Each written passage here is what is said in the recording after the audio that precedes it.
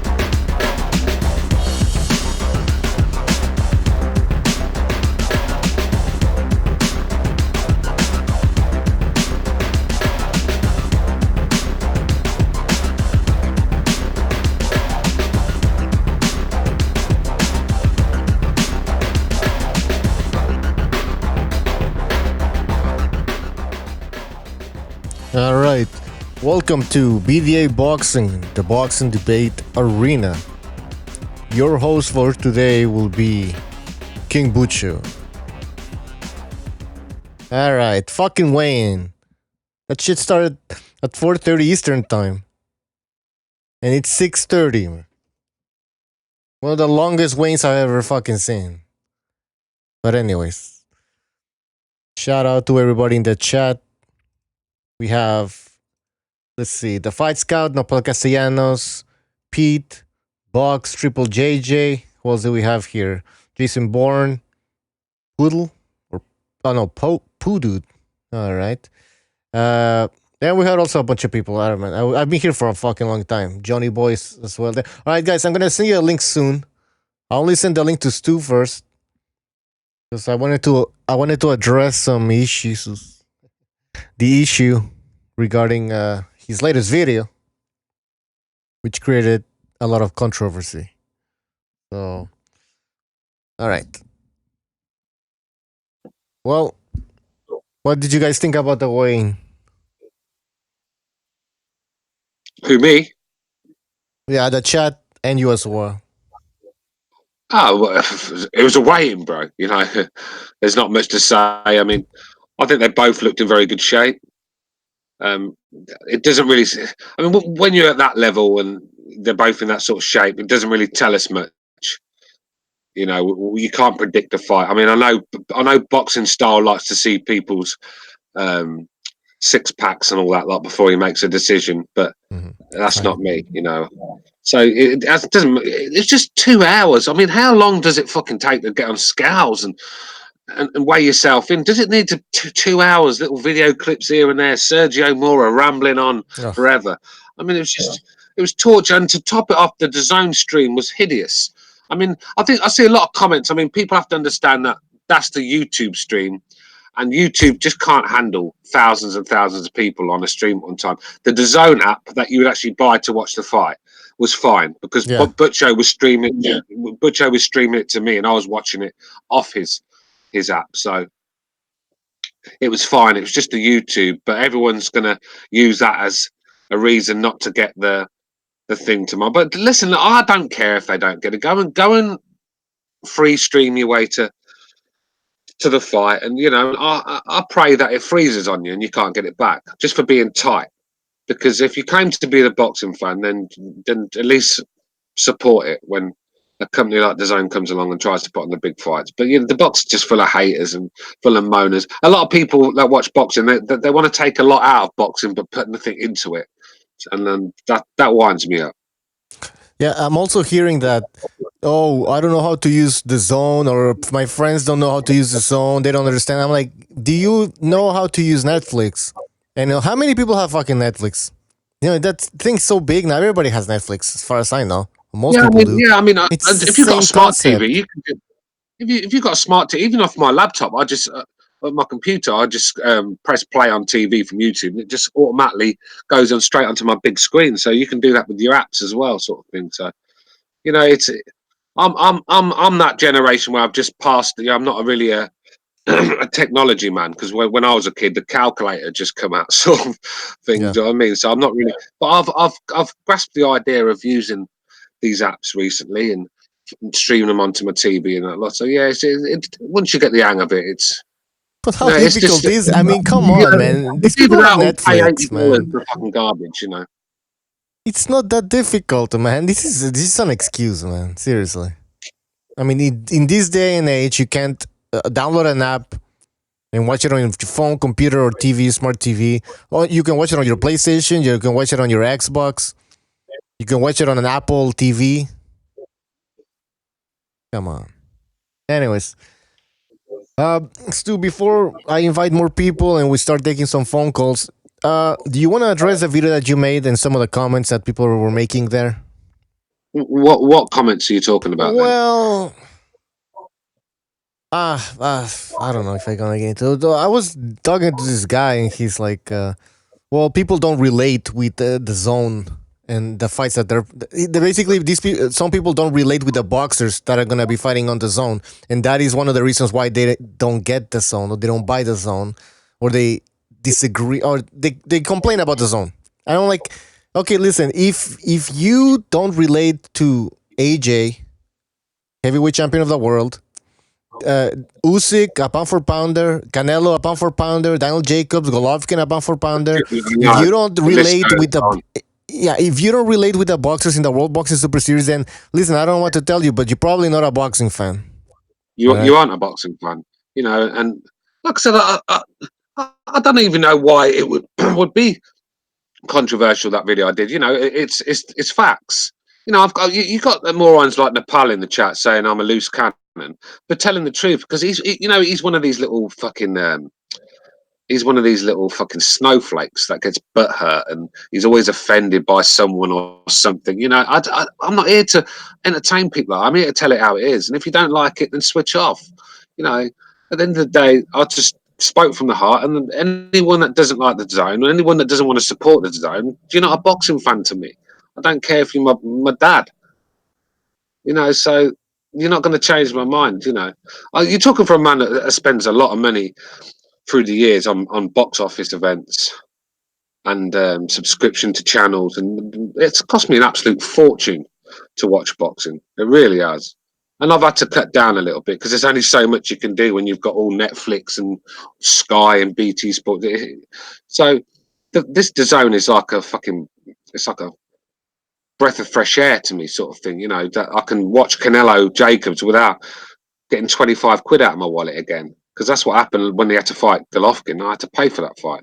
So DAZN is helping me out because it's on Sky Sports. When it's on DAZN, it's on Sky Sports. So I know I'm not paying for it. So it's all right me saying, oh yeah, pay for it. But if I could pay for it, I would. I paid for Box Nation for about 4 years, and I think I got Liam Smithy, Liam fucking Williams about 7 times a week. I mean, that's the only thing they showed, and Buncey's Boxing Hour, and I paid that for 4 years, just hoping that some sort of fight would come on it, and it never materialized, sort of thing, because Box Nation has basically been finished now, and it's been took over by PT. So yeah, I'm just saying, give it a chance. I mean, if you can't see the quality that's in front of you, then you, like I said, you've got no business being even on this show, even in the chat. You've got no business watching boxing.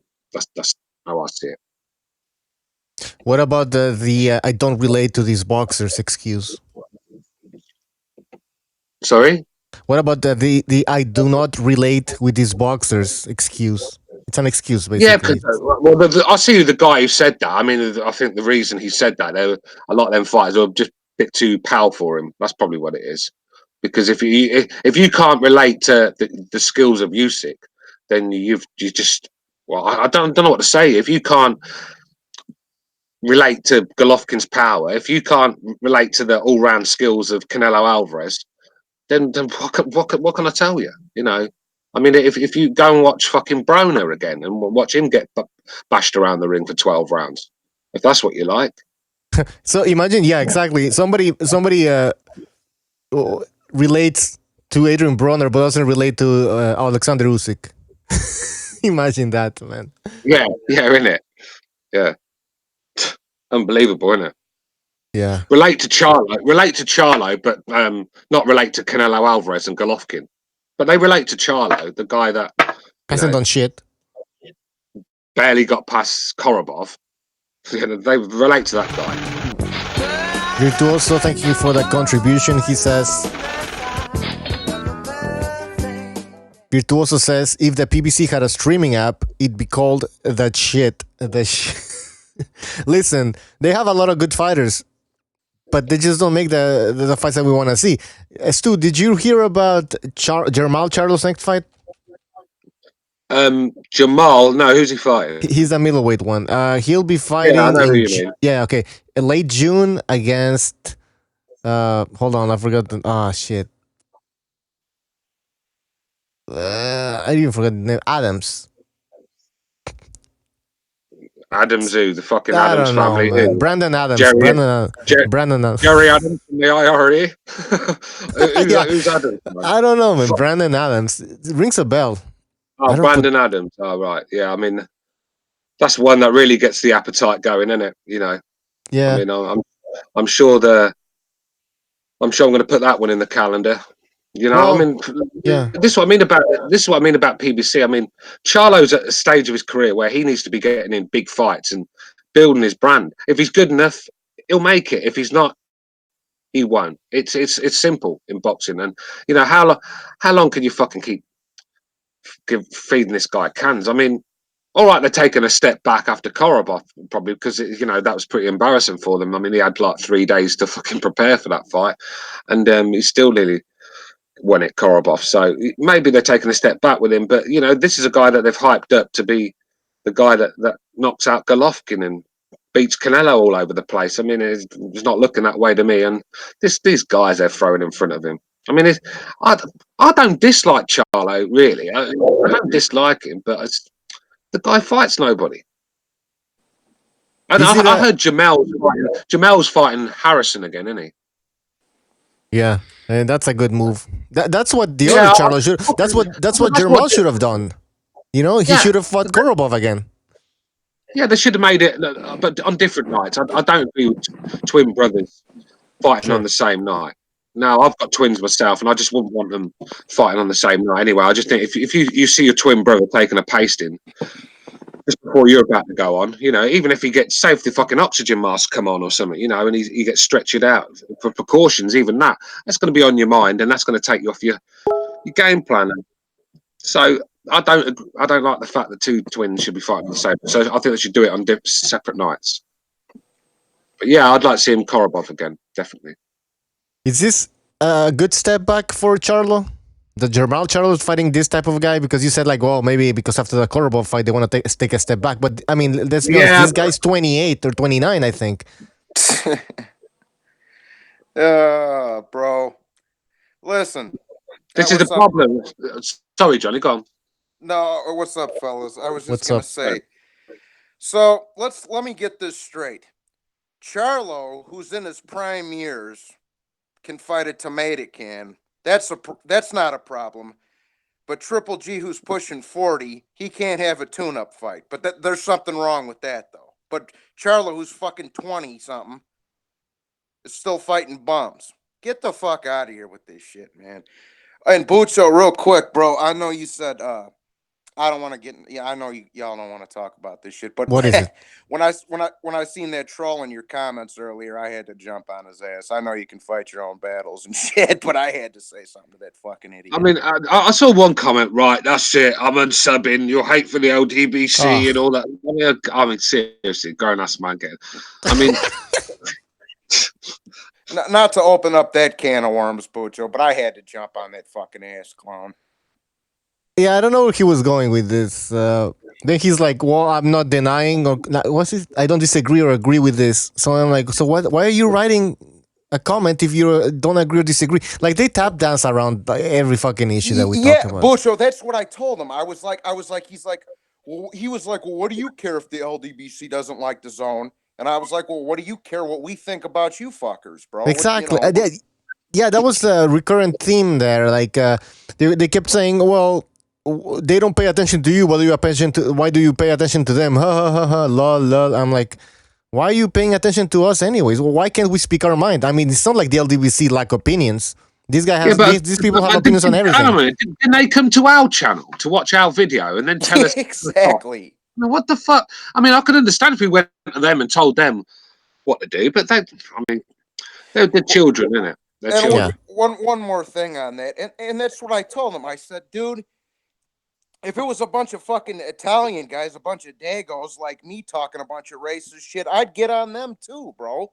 Like, you know what I'm saying? Like, it don't have nothing to, man, it's garbage. Yeah, but the video is basically, it wasn't like, I even said it's to the LDBC clowns that despise DAZN. And then them guys should know who they are. So if you're coming on the, well, that's not true because I've got DAZN. I mean, you're stupid because you didn't listen. He was saying, I didn't say that. he was saying the LDBC have the zone. Like, how do you know how many of people in like from what we've seen on YouTube? There's a lot of LDBC videos talking trash about the zone from its inception. Since the beginning, it's the LDBC that crashed the fucking YouTube weigh-in stream earlier.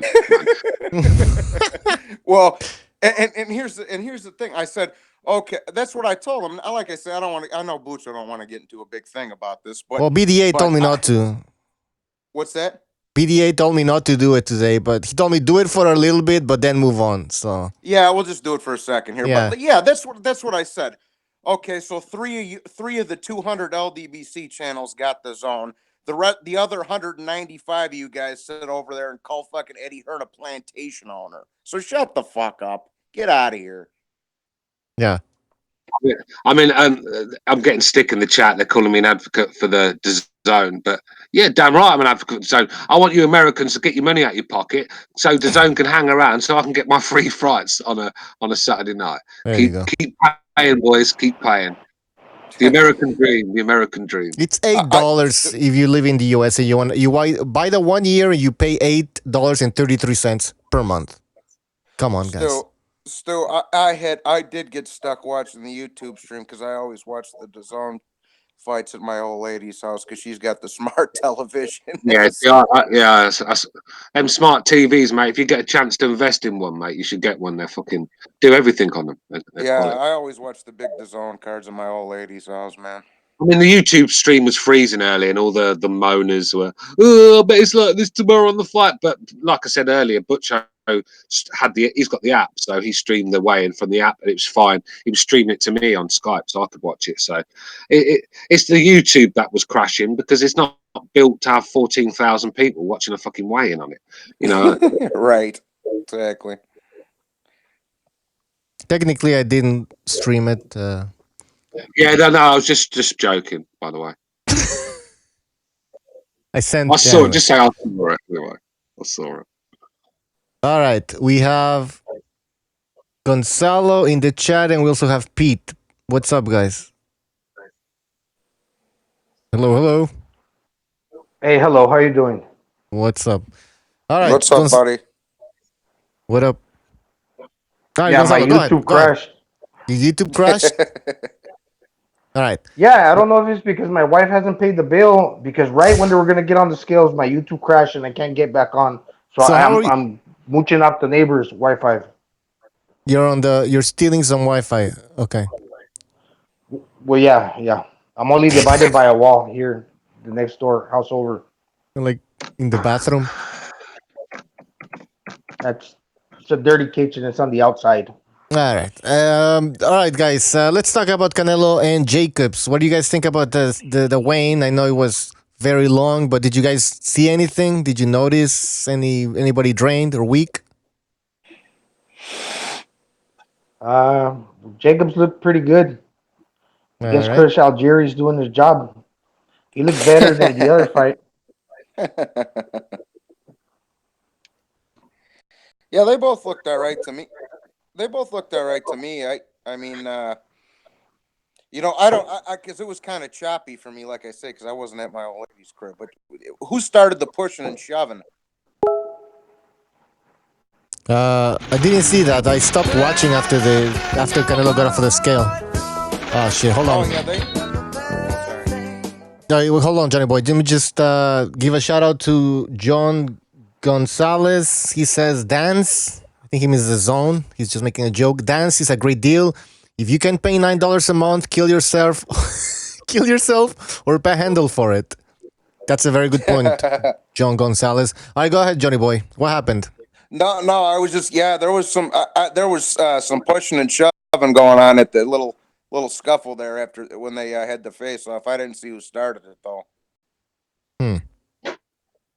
Things are heating up.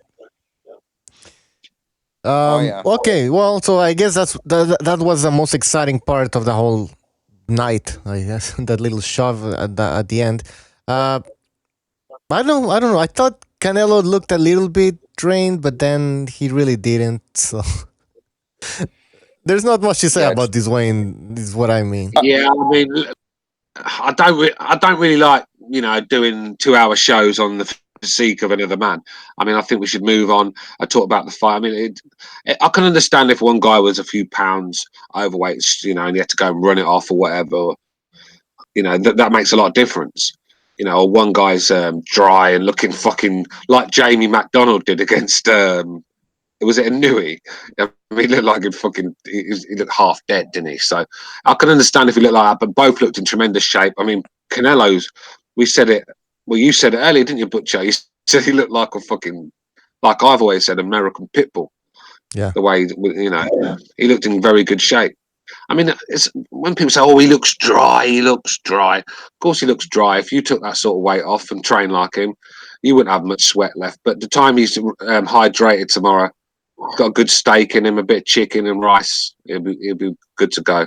And Jacobs the same. Look, Jacobs looked like he made the weight quite well, but he will fill out massively because he looked quite skinny on the scales for me. But he's going to fill out.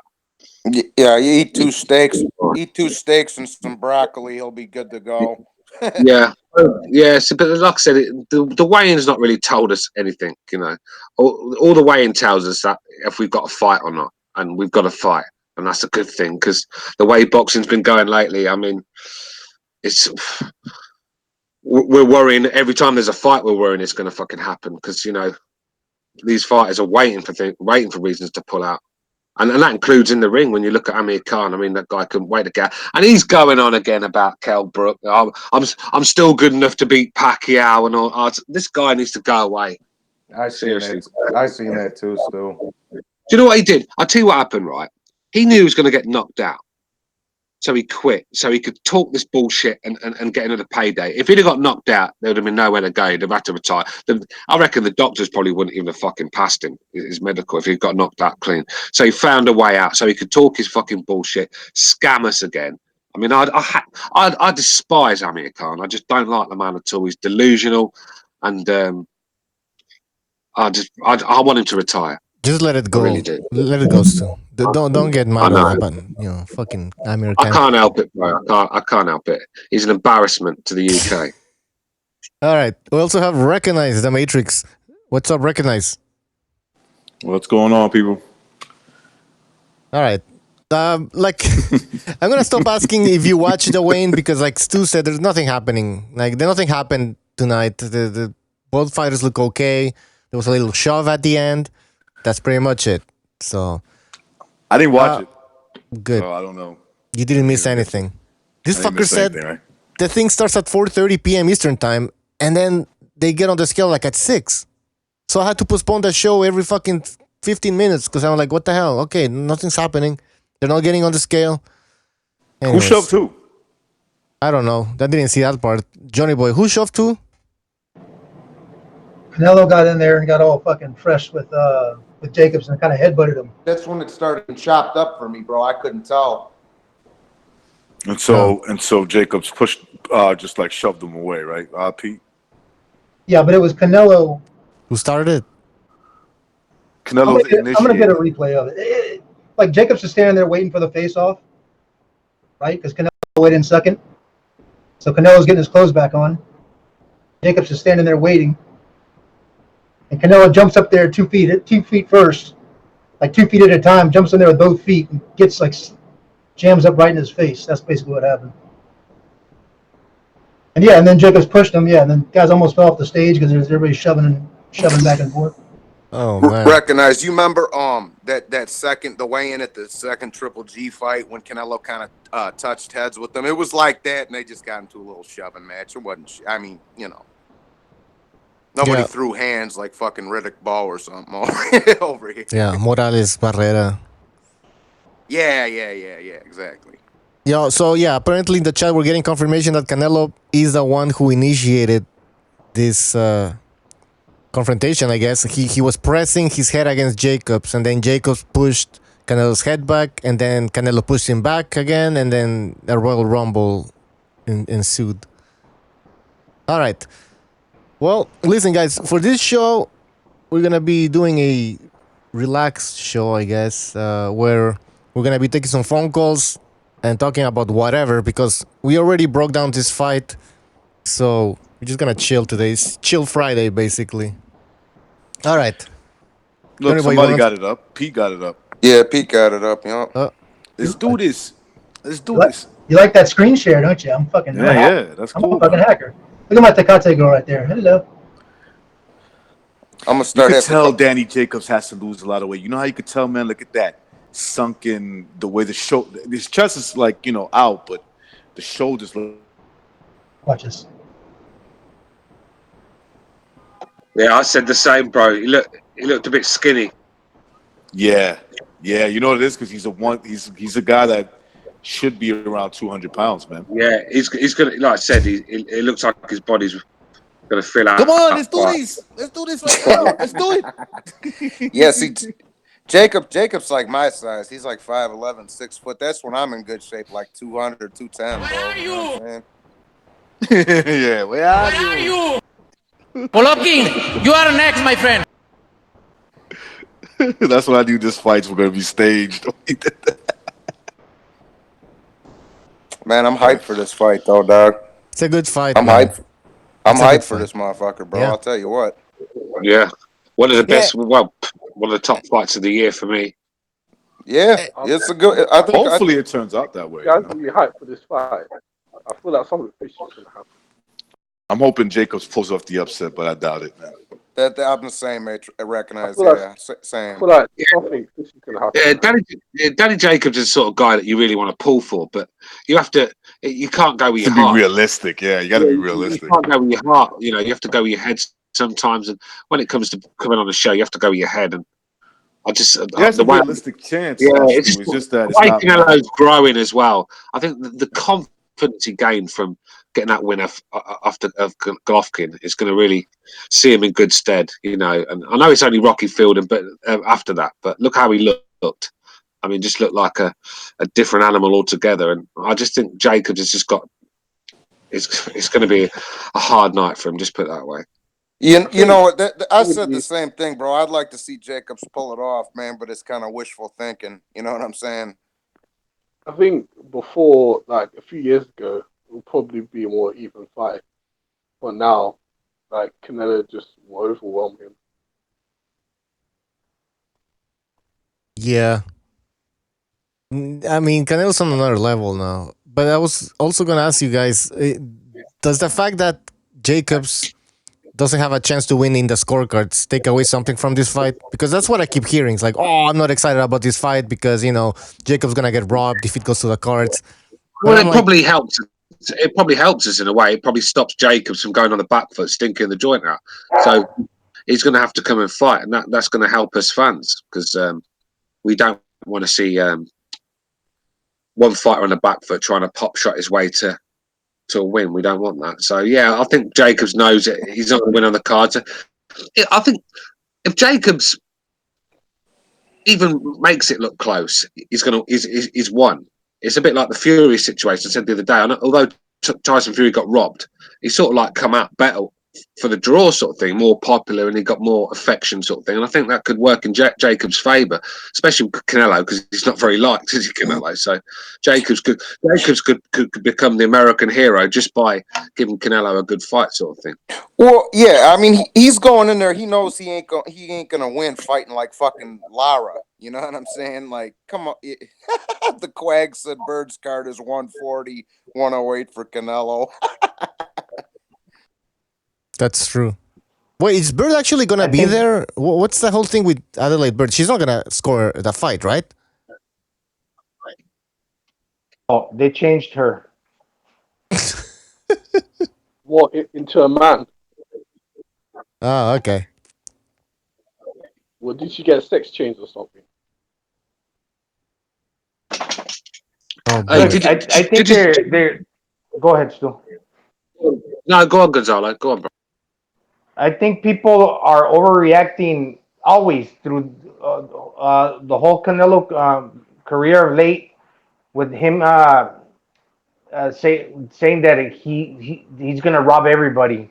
I mean, he has had close fights, but honestly, in my opinion, as a boxing fan, not as a Mexican or a fan of Canelo, because he's not my favorite. I think the only clear robbery and a gift decision that he has received was the draw against Golovkin. That's my opinion.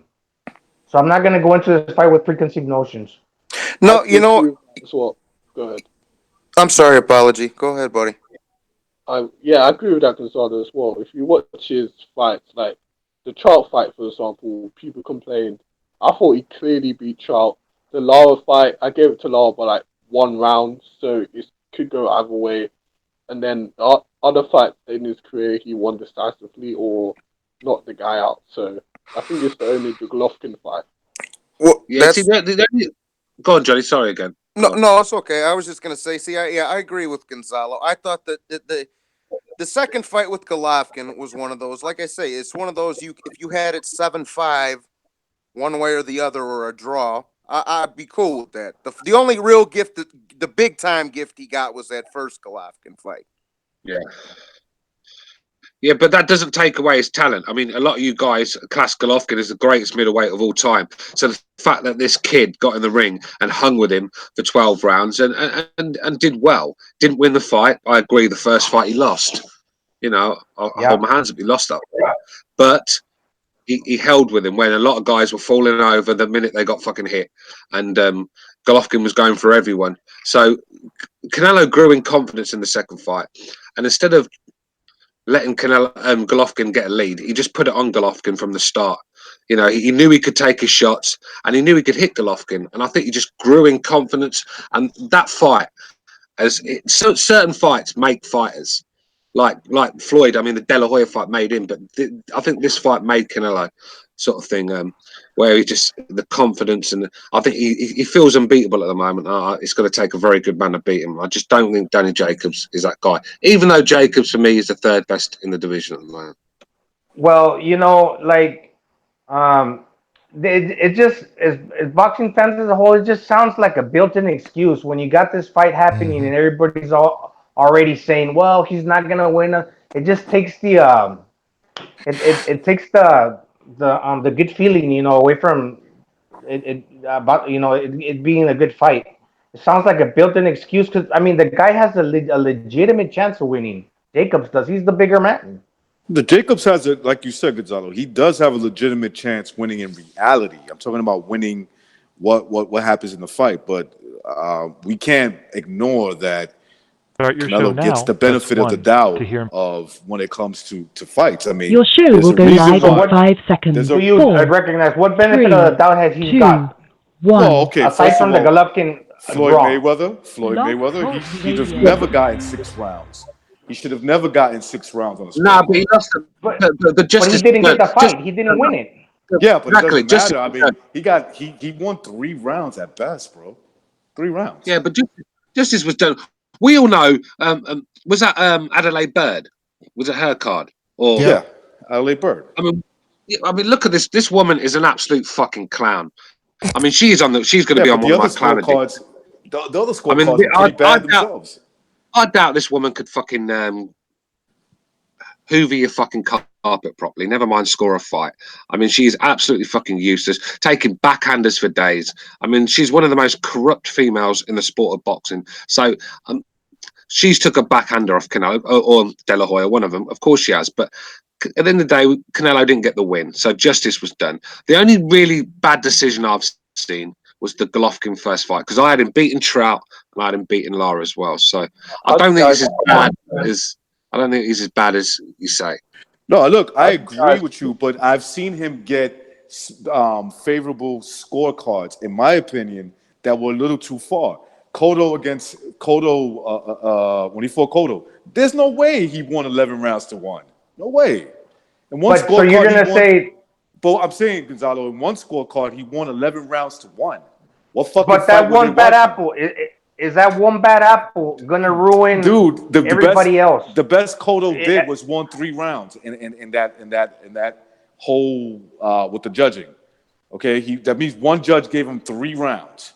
Now I agree. So Canelo won the fight. He did win the fight, but he didn't win by that much. He won, and he won. Canelo won, and Mayweather beat Canelo. So the judge that had it wrong on the Mayweather fight, that guy pretty much could single-handedly sabotage Canelo's career, because even though he lost, many people would say that argument is valid, and that just makes it seem like Canelo's getting favorable decisions when ultimately he lost. And against, like you're explaining in the Cotto case, yeah, Cotto should have won more rounds. But, did Canelo deserve the decision? Yes, he won. Now, that one judge in that case, you could also say that single-handedly one person is just making it out more exaggerated than it should be, because, I mean, Canelo should get the credit for the Cotto fight, and as well, Mayweather for beating Canelo.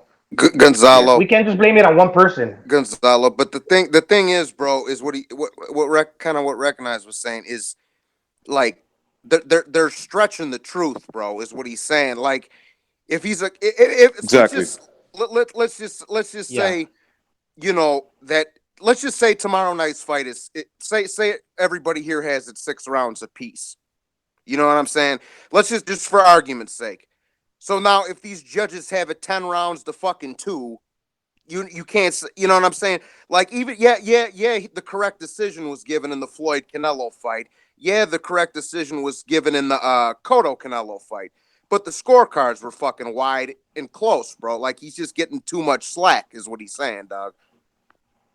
I agree with you. I agree that's how the fight should be scored. But there's a crazy aspect about scoring fights. You can lose a fight with white scorecards, because even though like some rounds are really close, if you edge that round, if you beat the guy 10 rounds to 2, but the guy that lost put up a good fight every round where they could have been swing rounds, and when it's time to tally at the end, you could almost make it seem like it could almost look like a robbery when there really wasn't. I'm not saying that it applies to this case. Let me ask you guys a question, and the guys in the chat as well. Which fight do you think was the worst robbery out of the 2? Tyson Fury v Wilder or Canelo versus Golovkin 1? Which would you say was the worst robbery? Equal. They were pretty equal. Yeah. In my opinion, they were pretty equal. Yeah. I would say Triple G Canelo, only because nobody got dropped in that fight and they still had it a fucking draw. But so that's correct. Yeah, so my point is, if Canelo's the guy that's always got the judges on his side, sort of thing, then maybe we should start pointing at Wilder as well, because how he got that decision, I'll never know. But he seems to get away with that. No one seems to mention that about Wilder, about having the judges on his side. I mean, really, the problem with Wilder, because he never really gets to 12 rounds, so we don't know what the judges are thinking or what they're going to do, because it never really gets to 12 rounds. But when it did get to 12 rounds, he got a fucking decision he had no business getting. So, maybe we should look to him as well. Yeah, that was a bad scorecard, Stu. I 100% agree. There's no way. I mean, you could make the argument the only 2 rounds he won were the knockdown rounds, and barely give him 10-8 because he got beat up when Fury got back up. So I agree with you, but I just felt like Canelo was running, man. Canelo was running. He stood his ground and fought back, and I thought that's when he had his success. But like, he totally didn't have control of that fight at all. The second fight, you can argue, in my opinion, Canelo won. You can say Canelo won that fight. Me personally, I thought he got edged out by a little bit, but I'm not going to argue with you, Stu, if you got Canelo the other way. You know, I've got it 1-1. I've got it 1-1, and I do want to see a trilogy. I do, but I was getting a bit sick of the Golovkin Canelo build up, the controversy. I just needed a break from them two. So I'm glad to see Jacobs stepping in. I'd like to see Golovkin fight someone better than Hamra, whatever his name is. But you know, me too. Hopefully bigger fights to. You know, I'm not discrediting Steve Rolls. I don't know a lot about him, so you know he might be another Gerald McCullen. You never know. I doubt it. So I'm not discrediting the guy, but I'd like to have seen Golovkin in with a better guy. To be honest, you know what, Stu? My whole thing with the having the third Canelo Golovkin fight is just hurry up and make that bitch in September, bro. Just make it in September, dog. Don't let this dude start going on 38, 39, 40 years old and then come around the corner saying we want a third fight. Make that shit now. You know what I'm saying? Well, it's not happening in September because Canelo wants for him to contest for a belt. So Golovkin's going to fight Demetrius Andrade most likely, and the winner of that. And next Cinco de Mayo. Yeah, I have a feeling. Next Cinco de Mayo. Whoa, he's going to be too old. Yeah. All right, hold on, guys. Guys, we have a phone call, 805. 805, you're on the air. He's gonna be too old. Yeah. Hold on, guys. You need to turn your... Yeah, you need to turn your... Whoever it is needs to turn the internet off. Hello, can you hear me? Yeah, well, we can hear ourselves. Turn the volume down on the background. Hello. Turn the radio down in the background. That's it. All right. Yeah, we can hear you. Are you there? Turn the radio down. Oh my God. Yeah, they got to turn whatever they're listening. If they're listening to the internet, they need to shut that. They need to lower it. Yeah. Just mute the motherfucker, or just mute it. Are we at that stage? Are we at that stage where people still don't know this? I mean, for fuck's sake. Yeah, but he told the caller like 1,000 times last time, and he just wouldn't listen. He just kept going and going that how he knew how to operate it better than anybody. We got another 15-second lag like Stu had the other day. Yeah, I mean, yeah, that was a horrible lag. That was. A lot of people will say. I think it might have been Michael Stott calling now. I think I see him in the chat saying he couldn't hear us. You couldn't hear us? Fuck. Why do you guys think? Anyways, go ahead. Why you guys think Lara ran from Canelo back in the day when he was a better or like more in his prime fighter? Because he had better legs, or because he was more wary of Canelo's power? Because in these last two fights against Castano, against Castano and Hearn, he went toe to toe. You could say that, you know, he was more in the pocket. So I mean, when people want to make the argument that Lara beat him, I mean, he didn't put up the fight that he put up against Castano or Hearn where he was in the pocket. He ran, you know. Yeah, for me, Canelo won that fight. Man. Lara was pitiful. He was pitiful. Lara lost by default. He just avoided confrontation, bro. He just avoided it. Yeah. You know, I don't give guys rounds for avoiding a fight. I don't give it to them. So yeah, my question was: does he fight more in the pocket now because he doesn't have the legs, or was he fighting back then like that because he was avoiding, like you say, recognize the confrontation, or because he was more nimble on his feet? You talking about Lara? Yeah, before. Why does he not do that now? Because, I mean, it could be two things. Number one, I mean, fucking Canelo always was a great body puncher, just he's a big boy, right? So, you know, those punches were hurting him. And so he had to back away from them. He had to fight that way. And two, I think once the legs go, it forces you to fight, you know, in the pocket, toe to toe, plant your feet, you know, type of thing. The thing with Hearn, I just don't think, like I said, because his legs have gone a little little bit, and I just don't think he had the foot speed to get away from Hearn. Hearn was swarming him. He had to fight Hearn to get Hearn off him, and he was dragged into that sort of fight. But if you fight at a pace where you let him keep at distance with the jab and just use his feet, he's horrible and he's boring. Or maybe the other reason could be, it's his last hurrah. He spent his whole career stinking the joint out. Maybe he's thought, I'm going to try and change it up, get a few fans on side, and get a few fights before I'm too old, sort of thing. I don't know, but I enjoyed his fight with her. Hey guys, I did. can you hear me? I did as well. I can hear you. I can hear you, bro. Yeah, you can hear me. Yeah. Yeah. Like you're very far away, but yeah. I'm calling in. So I was testing the fucking phone line here. We can't hear you cutting out, Gonzalo. We can't hear you, bro. You have to get closer. What about now? Sounds like you're that's What underwater. about now? Yeah.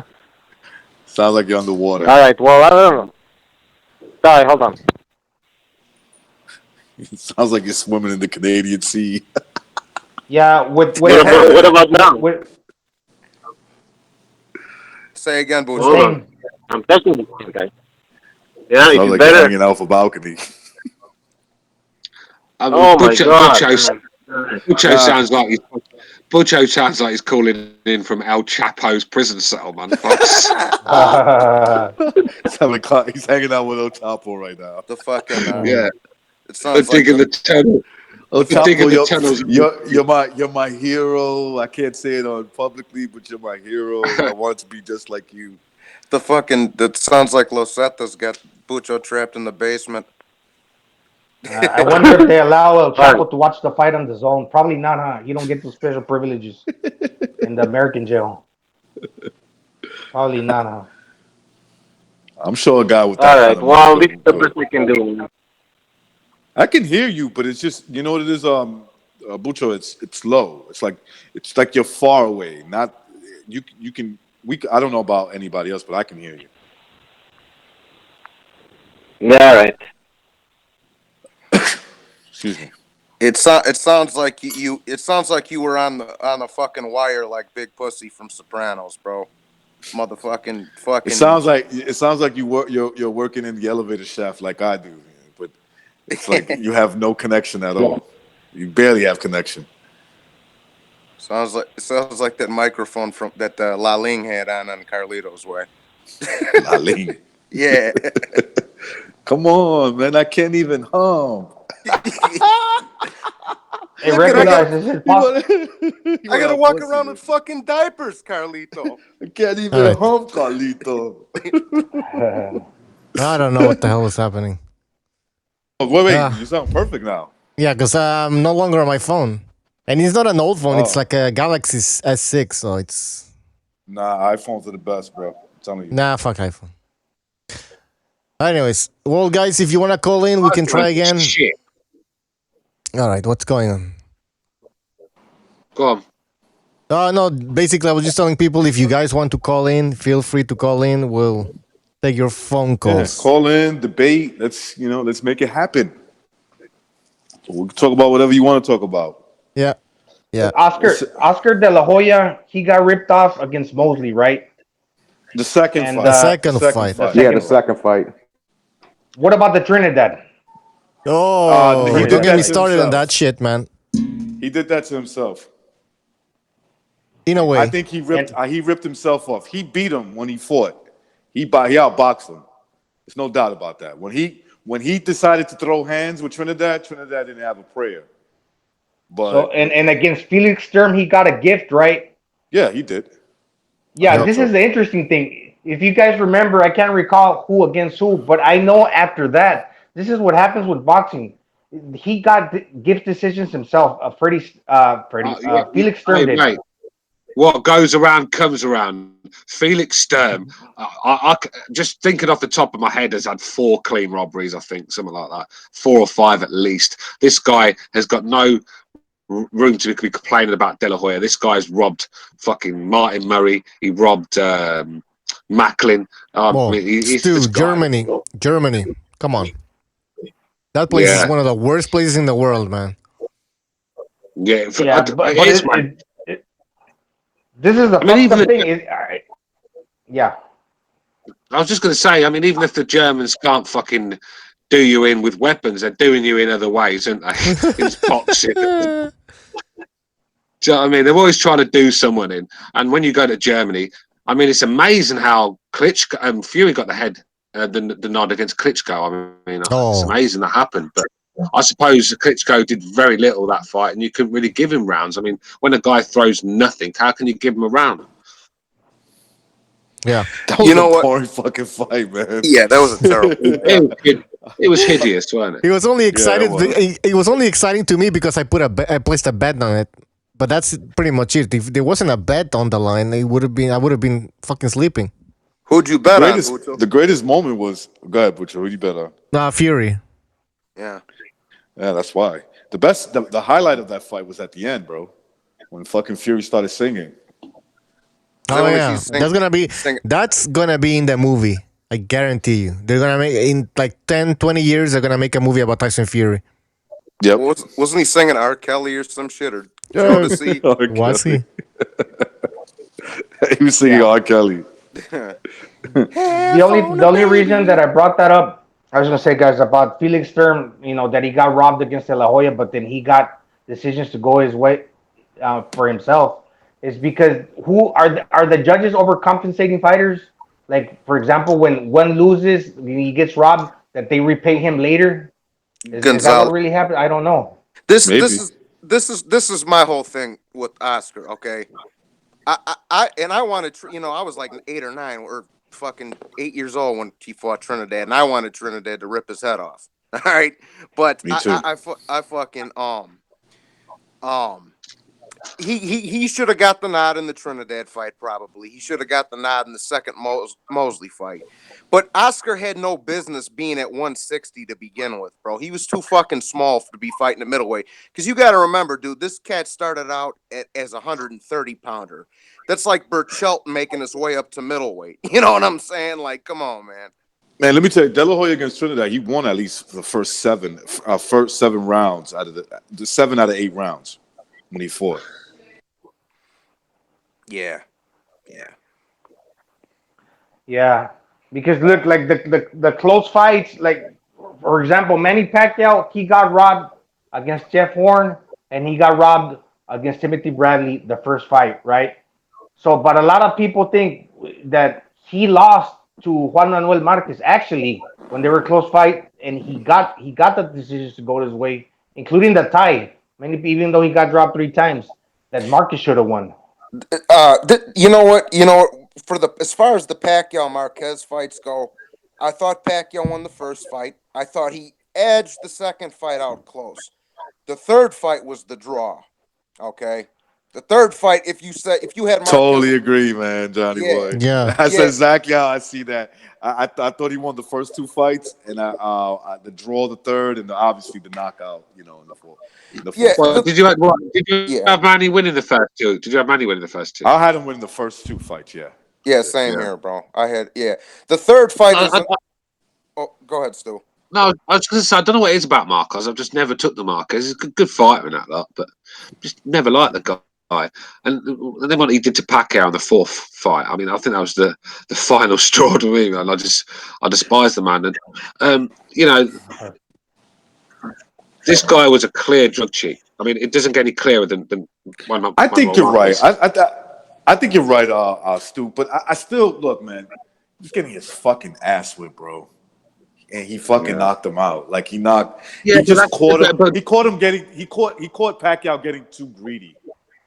But was it the steroids? Was it the steroids that kept him in that fight? If I had to bet, yeah. If I had to bet, I'll say yes. It was the steroids. But he was taking a fucking ass whipping. Goddamn. Like I'm not talking about the first 3 rounds. The first 3 rounds was, it was like maybe Marquez way, but the next 4 and the 5, goddamn, he was getting his ass whipped. Yeah, I just think when you fight a guy 4 times, I mean, the likelihood is you're going to land one, aren't you? And I think that's what it was with Marquez. I think he just got so used to Pacquiao. And Pacquiao's the sort of guy, because he flies in, he's like a wasp, in and out. And because he flies in, if you time Pacquiao right, you can clean him out, and that's what happened. So I suppose when you're fighting a guy 4 times, you're eventually going to get your timing right, and I think that's what happened. I bet you if Floyd fought Marquez 4 times, he would have got knocked the fuck out too. Yeah, well, that's what I'm saying. I mean, Marquez is a counter puncher. It's all about timing the shot, and if he gets it right, you're in trouble. And I think that's he just landed the perfect shot. But let's be real, he's taken a hell of a beating, and without the PEDs in him, then he'd have probably been stopped. I mean, how he found the energy to spark out an all-time great like Pacquiao late on in a fight that he's taken a pasting in. I mean, that's baby Miller steroids, mate. This is not a little bit of Vicks up your nose when you got a blocked up nose, or this is a baby Miller stuff where you're injecting it in your fucking bum cheeks and all sorts. I don't know. Yeah, the Pacquiao that fought the Juan Manuel Marquez that fought Mayweather was not the same fighter that fought Manny Pacquiao. The body physiques were totally different. You could see when he fought Mayweather, he looked like he had baby fat. He didn't look like he did when he fought against Pacquiao. No way in hell. Gonzalo, when Marquez fought Floyd, bro, Marquez was a 130-pounder. He had one fight at 135, and Floyd made him jump up 2 more fucking weight classes. And then Floyd missed the catch weight on top of it, bro. He had a huge size advantage over Marquez in that fight. Yeah, can I just read a couple of comments in the chat? Rod Davis says, "You don't know he took PEDs, Stu." I mean, I haven't got 100% proof, but I think we all know he was on the PEDs.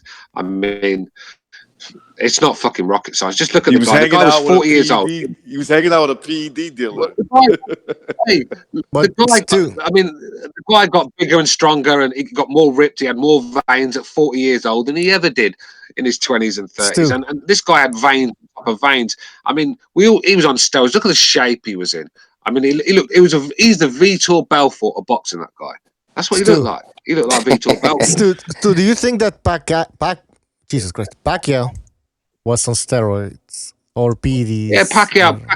I think Pacquiao was on PEDs, but I don't think he was on PEDs when he fought Marquez in the 4th fight. That's why I think. Let's be real. That's why Pacquiao started to fade a little bit and stop the knockouts stopped coming. And the brutal beating stopped coming. And I mean, he was on PEDs. Of course, he was. I could see that. I know a PED user when I see one. That's what I'm trying to say to you. And I gotta say, even if he wasn't, man, look, I think they all were. Even if he wasn't, man, he made these big dudes change the way they fight, man. They were in fucking survival mode, man. I mean, I get what you're saying, Stu, because we've seen guys fight him toe to toe when they were able to take it, like Timothy Bradley, who to me is a great fighter. Timothy Bradley stood toe. He didn't run.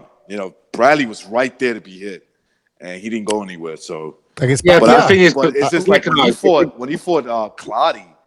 Damn, Clotty was just afraid to throw punches. Yeah, but Bradley was somewhat on the back foot though. That's why he fucked up his ankles. Remember? Yeah, but Bradley he eventually had to back up a little bit. Yeah. He did exchange. Made Marquez take steroid test though, so Bradley was clever. He made Marquez take the PED test, and that's why Marquez didn't look half the man he did in the fight before. It's not rocket science. Go and look at the shape Marquez was in against Bradley, and then go and look at the shape he's in against Pacquiao. It's also because Bradley was get the pictures up. But it'd be nice. Bradley was moving a lot against Marquez, though. He didn't fight the same way as Pacquiao did, obviously. And Pacquiao came forward and he was trying to knock out Marquez out, while Bradley, he was just outboxing him and exchanging from time to time. And he was much bigger than Marquez. It could also be the PEDs, but I think it's also the style that made a difference. Listen, man, these guys are great fighters. Like, look, I get what people are saying. Like, I think that there might have been some fucking around, some experimenting on the Marquez side, but at the same time, man, he's a great fighter. I don't think it was just going to be anybody. And look, I respect Timothy Bradley, but that dude looks like shit. If anybody looks like they were on steroids, it was him. Yeah, but I'm not saying he was. I'm not saying that he definitely was. It's just that you fight a guy 4 times, man. Eventually, he's gonna get one in there. Well, of course it is. Yeah, it's like anything. It's like when you play on a computer game. You can't pass the fucking level, but you eventually get there, don't you? You keep trying and trying and trying until fucking happens. You know what I mean? But Stu, he had to suffer a broken fucking nose. I always tell people about this interview, man. The one that he had on Telemundo is the Spanish station. That was the best. That was the best. That was the how you sum up that fight. He said I had to knock him out because he broke my nose. I couldn't breathe anymore. Couldn't breathe anymore. The fight was gonna be over. That's what he's telling you. You know what the best was, I think John Gonzalez just said this in the chat too. He said, yeah, he did turn that fifth fight down with Pacquiao. Marquez turned that fifth fight down, and because when Pacquiao got knocked out, he's like, yeah, fuck it, man, let's do it again. Let's do it again, dog. Fuck it. Yeah, that's a psycho, man. That'll scare you. Listen. The worst thing that could happen to a man's confidence, you knock another man out cold. Just think about it for a second. You knock him out cold. He gets back up and says, "Let's do it again." And he was fucking you up too. Let's now. If he was just a punching bag and you knock him out, you might get a little nervous and be like, but I was beating the shit out of you. But if he was hurting you, breaking your nose, breaking your fucking cheekbone or whatever, you're gonna, that's gonna put a little bit of nervousness in you. I didn't like the way Marquez sort of like sailed off into the sunset, claiming victory, not looking back at any rematch. Didn't want any part of it, and just thought, well, I've got one on you now. I'm going to leave it at that. I know it got a bit repetitive. Five? After that, man, you got to give Pacquiao another chance, man. He took those first three fights so bad. He took them so hard. Yeah, like when he got the draw, and then when he lost the split, and he was so fucking shaken up by. He was so pissed off. But was he, Pete? Here's the thing. Like I hear people, but what's to be pissed off? I mean, you look like shit at the end of the fight. You look like you got fucked up. I'm talking about the first three.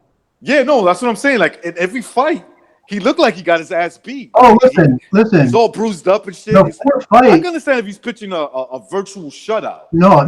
The fourth fight, Pacquiao was jumping in to finish his ass. He was fucked up. Yeah. Marquez was fucking staggered up. Pacquiao jumped in that last shot to finish him. Yeah, that's like the last shot Marquez had. You know what I'm saying? Yeah, he said as much too. It looked like it. It looked like he was throwing a fastball. Like he just fucking wung that shot even over his own head. You know what I'm trying to say? He threw that overhand right. See, that's one thing Pacquiao does. That's one thing Pacquiao does that I don't really like in this game. Unnecessary foot movement, the way he rushes in, and he does a lot of movement. He just doesn't need to do all that. And I thought he ran into it. He ran into that shot. That weren't even like planting his feet and walking into it and getting caught with the shot. He ran into it. It was like a fucking. It was a ridiculous thing to do. Late on in the fight, you're winning. You're schooling the guy. He's ready to go, and you're flying in with your chin in the air. I mean, that's the thing with Pacquiao, man. Yeah, but the guy, he got Marquez bent over at the waist, like his fucking ass at that point. Now, earlier in the fight, Marquez had that knockdown. It was kind of a flash knockdown. It was a knockdown. It was legit. Pacquiao, they were beating the shit out of each other. Pacquiao had the better of him in that round. I don't think that Pacquiao for 1 second thought that Marquez was even in a position to throw anything. And going forward, my whole question with Pacquiao was like, how would that affect Pacquiao? Not his physical, not his physical, the way his brain shook around in his head and all that bullshit, but to have a guy that hurt, to jump in, and the last thing that you remember is, I got this guy hurt, I'm going in for the kill, and then that's the last thing you actually remember. Like you hit by fucking bolt of lightning, right? Yeah, because I doubt he remembers the punch. And the thing is, it was like I said, this is a legend we're talking about, and he brought it on himself. He brought it where he became a meme on YouTube of him sleeping on the canvas, floating into fucking heavens. He become the laughing stock, and it was sad to see. This is a fight that he was dominating against a drug cheat, a man that I can't stand in Juan Manuel Marquez. I mean, anyone but him. I could handle Floyd beating him. I hate Floyd, but I could handle Floyd, but not Marquez. Not drugged up like that, man. And it was really disappointed in Pacquiao the way he ran into that shot. It just happened. I just say going forward, like when he had Broner in the 9th round thereabouts. I can't remember what round that was when he kind of went for it. The round he kind of went for it when he really started throwing fucking combinations when Broner was against the ropes. He didn't get the knockout, but I don't know if you know the round I'm talking about. Maybe it was the 9th or 8th. Pacquiao went for it. Like, what fight was this? Yeah, what fight? I'm talking about the Broner fight. Oh, the Broner. Oh, yeah. Maybe it was in the. I mean, he's beating his ass the whole fight, but maybe in the 8th or the 9th, Pacquiao actually went for it. If you know what I'm saying, like he jumped on Broner when he was on the ropes and started throwing fucking combinations up and down. I don't know if you remember that, but then he kind of backed off. And something inside of me, something makes me think that taking that shot like that from Marquez makes you a little bit hesitant. Yeah, like a little slower on the trigger. You know, he said as much that Boo Boy and Boo Boy was telling him don't get crazy and don't risk it, and you know. But something tells me if Pacquiao hadn't gotten knocked out, even 40 years old Pacquiao, without that Marquez shot out of nowhere, I think he would have went for it all the way with Broner. You follow what I'm saying, too? You know what, bro? When Pacquiao got knocked out by Marquez, you know, he was getting, you know, like I said, like y'all said, bro, he was getting laced the 4th and the 5th round, bro. He broke his fucking nose, knocked him down, had him fucking jiggle legged all over the place, and this, that, and the third. Like I've done that, you know, when I used to spar and shit all the time, bro. When I was like 14, 15, you know.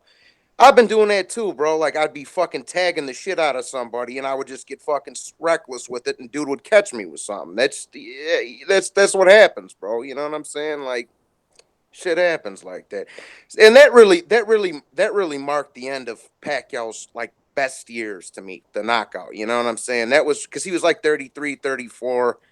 That was really like the end of his like prime to me anyways. You know what I mean? So. Yeah, he was. Yeah. In the chat, people are saying, Stu, don't act like Pac-Man wasn't doing drugs. I think that's true. That's true. Yeah. I mean, not to Stu, but Hang on a minute here. That fucking guy deaf or something? Did you just hear me say Manny Pacquiao's on steroids? I said that. I said that's why the knockouts stopped coming. That's why he slowed down. That's why the durability started to go. I mean, I just said that, didn't I? I don't believe he was on it for the Marquez 4 fight because I think he was getting PED tested to get the Mayweather fight. So he started the VADA, and you saw the shape of his body change.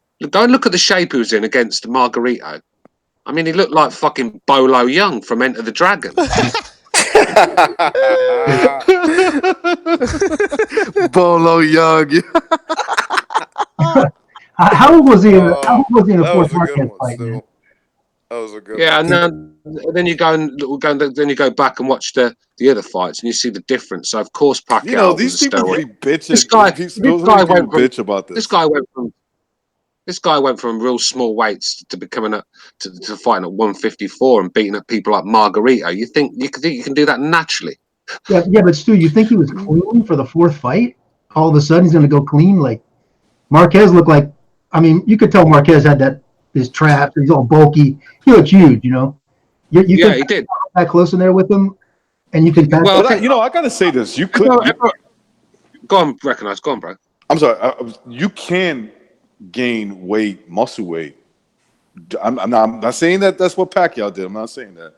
You can't gain muscle weight without PEDs or without steroids, excuse me, or something like, something that enhances your performance. I'm not going to say that, but the problem is that when everybody's taking it, it's kind of hard to say one guy's not. Yeah, I don't think he could hang with Marquez in that 4th fight clean. It would look ridiculous, you know. He's beating the shit out of Marquez. I think all the wars that Pacquiao has been in maybe started to catch up with him a little bit. If you saw anything in that 4th fight, it might have been that. But no, come on, man. If any of these guys are not on something, they'd be a fool not to be on something, you know. You know what my two favorite Pacquiao fights are of all time out of all Pacquiao's wars, bro, are the first 2 fucking Morales fights, dog. Fucking wars, man. Wars, bro. The third one was good while it lasted. It was just short. You know what I'm saying? Morales a fucking G2 for going southpaw that last round. You know what I'm talking about? Oh yeah, bro. Like them two fights were great, dog. Them first two ones were, whew. Even though he lost the first Morales fight, bro, that was a fucking brawl, dude. That was a good fight. See, that's real boxing. Like that's like, you know, my skills versus your skills. Let's see what happens. You know, like guys, hold on. We have a phone call, so please remain quiet because people in the hangouts, you cannot hear the phone call properly, but everybody else on YouTube they can. So it's only you guys on hangouts. I just figured it out, so we're gonna have to change the hangouts and use something else next time. All right, so I'm gonna take the phone call. 510, you're on the air. What's up, everybody? This is Ross Clot 222. What's up, Rasclot? What's up, how y'all doing? Chilling, pretty bro. good. I don't know if you guys can hear me. Can you guys hear me? Yes, we can. I can hear you. Yeah, you're good. You're fine. On my end, you guys are kind of breaking up. Oh. There's a delay on our end. That's why. It's going to be a little delay, Ross. Oh, it's a delay? I don't think there's a delay. Okay. We're good, man. You talk. We'll listen. All right. So, I guess you guys talking about Manny Pacquiao and Marquez. I mean, it's pretty obvious that Marquez was on steroids because when he fought Floyd Mayweather, he looked like a little chubby he was chubby and fat, period. He was slow, and in that fight, it was probably Floyd Mayweather who was juiced and still couldn't take the guy out. Floyd Mayweather looked worse than Spence did versus Mikey Garcia. Shit, you can't do no shit when you face Floyd, man. You can't do no. Every fighter looks like shit. Maybe not in the. I'm talking about not exchanges, but physically. What fighter looks like themselves against Floyd? Yeah. It's the fact. Floyd Mayweather. Yeah, and Floyd Mayweather is bigger than what people think. A lot of people keep calling him this small welterweight. He's not a small welterweight. And everybody that he fights, he has longer arms. He hardly ever fights anyone with long arms. Even Corrales. When he fought Corrales, Corrales is 5'10 and a half, 5'11", but he got a 68-inch reach. That's right. Ross, Yep. Ross, I remember that. I remember that I said to myself, why is this guy 5'11", but he's got like 3 inches shorter arms? Who was that?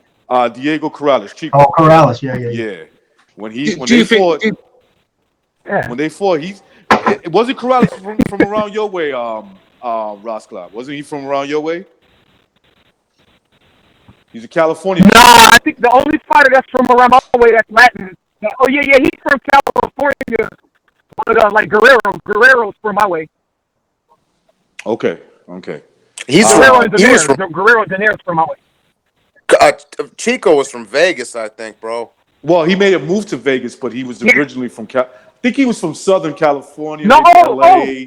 Oh yeah, you're right. I don't know if it's a delay on my end, but you're right.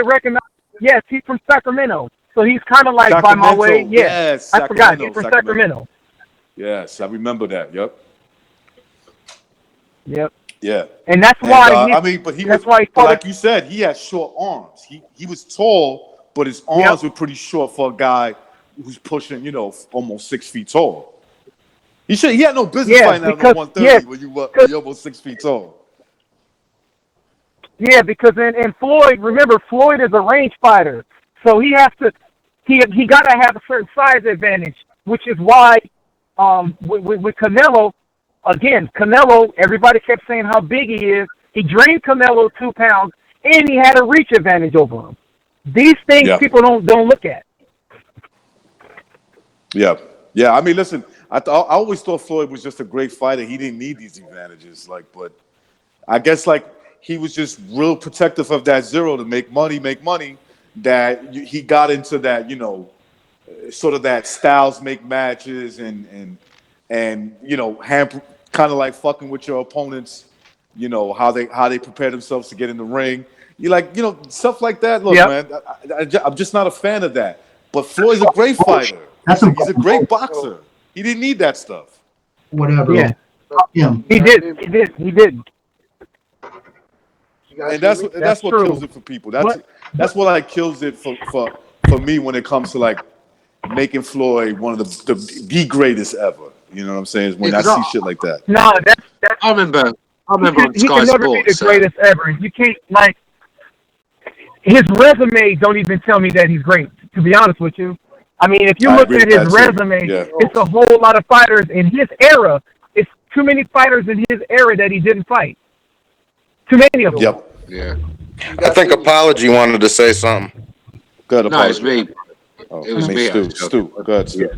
I was just saying. I remember back in the day when Sky Sports just started coming on. I remember me and my mate used to stay up really late Saturday nights to watch Floyd Mayweather when he was Pretty Boy Floyd, and this guy was a featherweight, super featherweight at the time, and he was a real talent. And they were talking about this guy like he was going to be special, and you could see it. He was a special talent, and you just wanted to see this guy fight. And who would have thought, years on, he would have become the fighter he did, where he just barely threw any punches. And let's be real, he made a living out of beating has-been Mexicans. That's what he did. I mean, you know, I know he beat Canelo. Canelo was not a has-been. I'll give him that, but he still had to get his. Canelo Alvarez was A little too dead green, man. man. A little too green for He's that a dead fight. man on the couch. Yeah. He was a fucking college student, bro. The thing is, though, what people don't realise about that weight, that extra £2. Now, if you haven't got that to lose, if you can't lose that, you start eating away your muscle. And then when you start eating away your muscle, your fatigue completely goes, your strength, everything, and you're just a walking corpse. And we've seen that so many times. Like I said earlier, Jamie McDonald against Anui was a walking corpse. And it was the same with Canelo. And did Floyd really have to do that with a 21-year-old boy, a 22-year-old boy? Did he really have to do that? No, he didn't. Apology. Yeah, Carl, Oscar, a question. How do you think Floyd's career? I can't say it again. Well, hold on. Can you hear me? Yeah, go ahead. All right. How do you think Floyd's career would have been if he lost, like, and fought the best opposition that he didn't have to protect his own anymore? Well, you asking me that? Yeah. Okay, because there's a delay, so I want to just make sure. Okay, well, my thing is this. Floyd Mayweather retired right when the welterweight division was getting really hot, when you had Paul Williams, you had Margarito, you had Clottey, you had all these guys that had potentially that could have styles to beat him. Like Paul Williams, he wasn't going to beat Paul Williams. No way was he going to beat Paul Williams. Not with that style. And even, I know everybody think I'm crazy when I say this, Margarito would have gave him a hard fight. Because Margarito is not Carlos Baldo. I agree. I still think Floyd will beat him. Okay? Yeah, I think Floyd Mayweather would have edged the win. But what's going to happen 5 or 6 rounds down the line where Floyd Mayweather can't keep up with that pace? Let's be real. Margarito would have ate Maidana up. Maidana would have died versus Margarito. Yeah, what's going to happen with Margarito giving him that pressure? Prime Margarito beats Prime Madonna.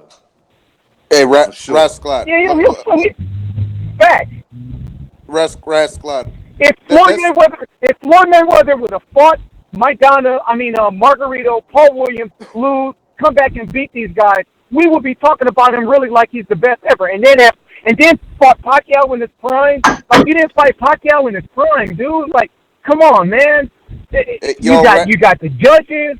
You got freaking taking USADA, because USADA allows you to take certain shots that VADA won't let you do. I don't. He's not one of my favorites. Put it that way, at all. Rasclot, check this out, bro. I always said Margarito would have been a hard fight for Floyd because he was a big man. He had a great chin. Yep. And Floyd didn't have the pop to keep Margarito off of him, bro. That's the thing. Exactly.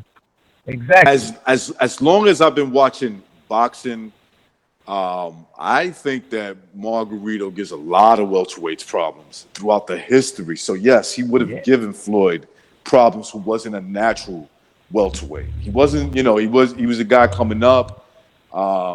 He was, pretty short in height.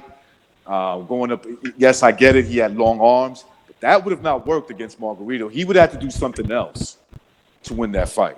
He would have had to put some real punches on his shit, and I think he would have been able to catch him with some big shots or shots he don't see coming. But if it doesn't hurt Margarito, oh, that's a long fight. That's a hard fight for Floyd. I'm ready. It's facts. Yep. That ring would have been the size of a fucking football field. That ring would have been the size of a football field, A. B, Margarito would have looked like shit. The thing with Canelo, I hate to be negative, man, like this, but I hate to shit on this guy, but he deserves it. Floyd's the first guy. No problem with PEDs. No problem with PEDs, personally. I don't think you'd want to see these fights if they were all clean, to be honest with you. They're lying, Pete, when they say they want these fights to be. Look, this is the same thing they do in baseball. Nobody wants that. I don't want it. You shouldn't want it. Nobody should want that. Look, I love baseball, right? Like that's my second love is baseball. I can sit down and watch any kind of what's the most boringest game. I'll watch it. Mike Trout, you don't want to see Mike Trout totally clean. And then people be like, "Well, he is clean." I'm like, "Yeah, right." Yeah, okay. What if Mike Trout was allowed to use his shit, but the pitchers weren't allowed to use their shit? You understand me? That could happen too. No, fuck no, it can't happen. They got a players union, and everybody. Yeah, well, of course, no. Yeah, I mean the players union is you're 100% right. Okay, so I got no problem with McGuire. I like seeing McGuire and Sosa and all these dudes fucking going along with these big hitters. Yeah, I like to see them using, but I like to see the problem with the hitter using, right? You got Mark McGuire in there looking like a fucking beast, but the pitcher's not allowed to use nothing. He's got to stay clean. That's fucked up. He would have hit twice the home runs. He would have claimed he was the best hitter of all time. He would have bought a strip club and bought a Bugatti and shit. And you would have hoped that all these pitchers had a chance to strike him out. But they would have struck him out. He would have hit home runs regardless, but he would have hit more, and it would make it a fucking joke if the pitchers couldn't use and he could. So that's my problem with Floyd, right? It's just that he's the first guy to come along. Yeah, he's the guy that blew up I don't know if he was the first, but he's the guy that definitely snitched. You know what I'm saying? Like he's the one that gave up the secrets. Like it just bothers me now. Now it bothers me because when he made the big deal about Pacquiao, I already knew what this was about. It just took some years to develop to like what happened in the fight when he got a PED, he got a TUE for doing something retroactive for doing something illegal. That just was my confirmation. But I already knew. I was like, this is not good. This is just not. Why would you be so concerned about somebody's?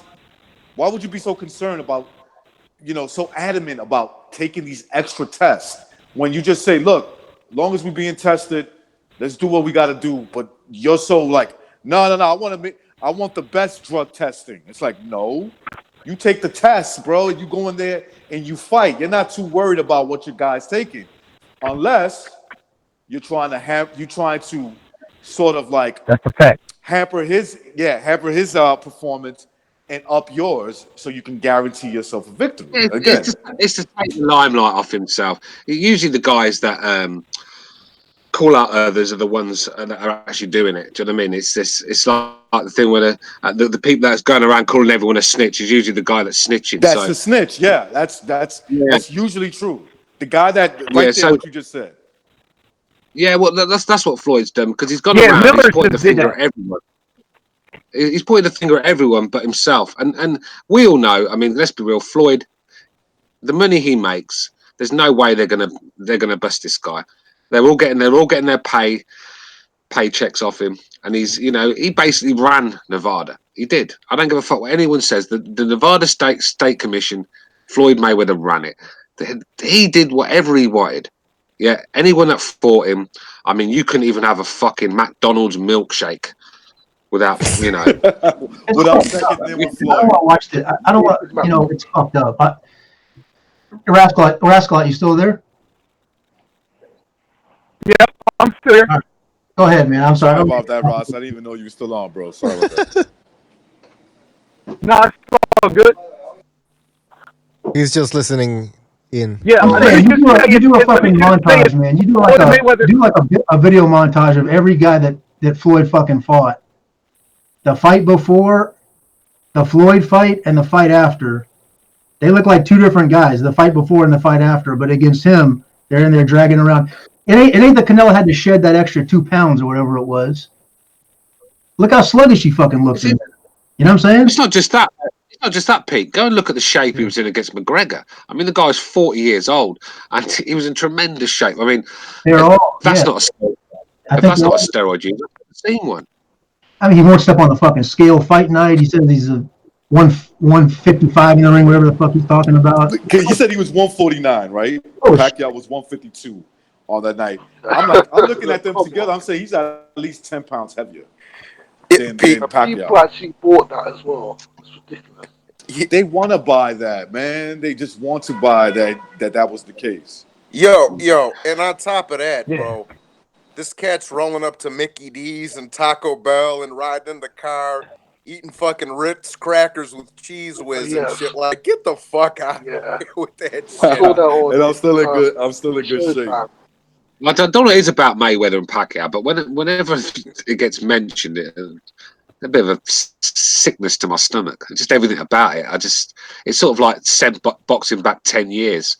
I mean, I actually saw a lot of comments after that fight by females where a lot, and this is the UK, by the way. This is the fight that's in America at 5 a.m, and the amount of females I see on my Facebook that said, "Oh, we've bought the fight. We want to see this fight." You know, they've all got together, and afterwards, they said they'll never watch it again. What a waste of time that was. What a shit. That was a hard. Yeah. I had women that know nothing about boxing on my timeline calling Floyd Mayweather a pussy because all they could see was him running all night. That was a hard meal to digest. Yeah, and it had a taste in people's mouth, didn't it? It really did, man. I mean, it was just a horrible event. We waited 6 years for this event. I mean, talk about anti-climax. I mean, it doesn't get any worse than that. Is this what they're trying to do with Wilder and Joshua? I believe that. They probably are, Butcho. I'm going to say Butcho wants to speak. Go on, Butch. No, I was just saying, is this what Shelley Finkelstein is trying to do here? Like milk with Heyman. They're trying to milk this fight. They're trying to raise Deontay Wilder's value to marinate this fight. And so they're waiting as much as possible. Of course. You know what? I was watching they're going to wait till the food's gone off. Do you know what I mean? I'm sorry, I got to tell you guys this. I was trolling a little bit on a certain channel. I ain't going to say what channel it is. But I call fecal matter. I said, fuck that cracker. They blocked me.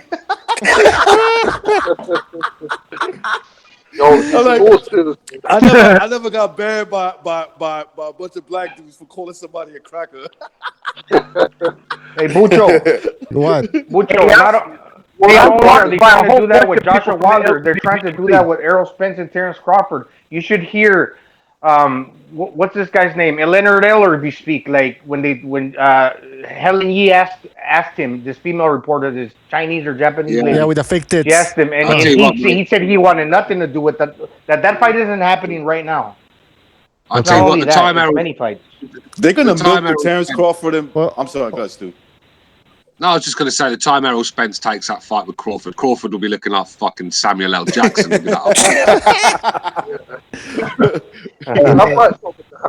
Listen, man. I thought that we'd be done with this fucking guy. But his shit is still hanging around because my problem... don't get me wrong, man. I'm going to watch the fucking fight. I bought the DAZN, the whole thing. I'm a fucking DJ. I'm going to watch all this shit. If it's boxing, I'm watching it. And I'm paying for it, too. I'm not streaming shit. But... Go ahead, Pete. But... this bullshit with Canelo, with this fucking rehydration, man. This is what they do, man. Come on, man. You can't just fucking make... people cutting down and... I think it's fair, man. I think that's just my opinion. Canelo, how is it? The worst thing about it. How is it fair? Canelo has come in heavy against a whole lot of other people. and he's the A side now. So now he's doing exactly what he don't want somebody else to do, but he was doing it in the past. Yeah, but he saw what Jacobs did against Golovkin in that fight, and he was like, "Did you guys see the difference, man?" So, he's not stupid. But then we, but then we need to bring back Jacobs came in massive against if we brought back Shane Jacobs has Williams, always done that Canelo would too. be To other fighters, to 175 Sergio pounds. Mora. All right, hold on. Let Rusklot, then Gonzalo. Go ahead. Then I know a lot of people don't agree with me, especially that guy over there who's always funking with vegans. You got to bring back same-day weigh-in. If we brought back same-day weigh-in, Hearn and Mungui will be 175 pounds. Canelo will be 175 pounds. Hella short. Jacobs will be 175 pounds. A lot of these guys, Earl Spence will be 160 pounds. We got to bring back same-day weigh-ins. This generation of day before weigh-ins, and you get to rehydrate. Why? Because they rehydrate because it's unhealthy to look at that weight. That's bullshit. So Canelo got the judges, he got the promoters, and now he get the cloth weight drain cloth. Come on, man. Canelo's a straight up diva, man. Let me say something. No, I said Gonzalo. Okay, Gonzalo, then apology, then Pete, I guess. Go ahead, Gonzalo. Yeah, Canelo does this, but hasn't Jacobs weight bully people too? And hasn't Jacobs gotten close decisions as well? I just made an argument that the only fight that I think was given to Canelo was the tie with Golovkin. Look, Jacobs just beat Sulecki controversially. Even Deryachenko, a lot of people thought he lost that fight. Well, no. Let's give Jacobs the credit. He got the decisions. Okay? Now, he's always come big. You could even hear Sergio Mora talking about that. That when he saw him on the same day for the weigh-in, then the day after of the fight, the guy was massive. So if you're talking about same-day weigh-ins, realistically, that's never going to happen again. Okay? This is not that we don't live in those times. But if that were the case, Jacobs will never be fighting 175-pound Canelo. He'd be 190. He can't make 175 comfortably. All right. The problem with the hold on. If Jacobs is making 160, he can make 175. And on top of that, if it's a problem with the weight, Canelo shouldn't be fighting him then. My mistake. Jacobs never fought anybody 2 weight classes below him. He's never fought no Correction, I made a mistake below him. As a matter of fact, what I meant to say really fast. was at 154 fighting lightweight. All right. Have the fight happen right now at 160 same-day weigh-ins. I bet that Jacobs is a little dehydrated and that he would wear out in that fight. So if there were same-day weigh-ins, hold on. We did apology. They both would. All right, hold on. Apology. Go ahead. Apology. Go ahead. Yeah. I also want to say quick. I can't agree with what Scott, but Gonzalo, here's my point. You know the worst thing about it? Canelo doesn't need all these advantages. He's a good enough fighter to win without it. Like, why does he need the 10 pounds realization clause? Because you're already I'm not really that big of a Canelo fan, but you're already judging him. The fight hasn't even happened, and people are already accusing that he's got the judge. Why don't we just cross that bridge when we get to it? Why don't we just enjoy the fight and assume whatever's going to happen later hasn't happened now? We keep up thinking that the spoiler that the judges haven't even judged the fight. All right, Gonzalo, calm down.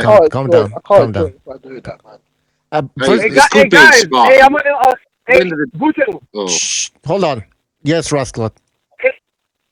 Hey, I'm gonna go, but I got one before I go. I got one thing to say. I want to give a shout out to the Quanks and the Red Fox and Red Glove in the chat. All the rest of you guys in the chat, some of y'all is really racist and say a lot of racist shit, but y'all afraid of the LDBC. Some of you guys are afraid of the LDBC. I'm not. I got blocked by some of these guys, but you guys in the chat got to keep in mind, some of the viewers in the chat are actually black, and then you guys are saying a lot of racist shit in there. So on behalf of all the African Americans who respect BDA and watch BDA, all of y'all can suck a black dick. Peace out, fellas. All right. Good man. Yeah, good point.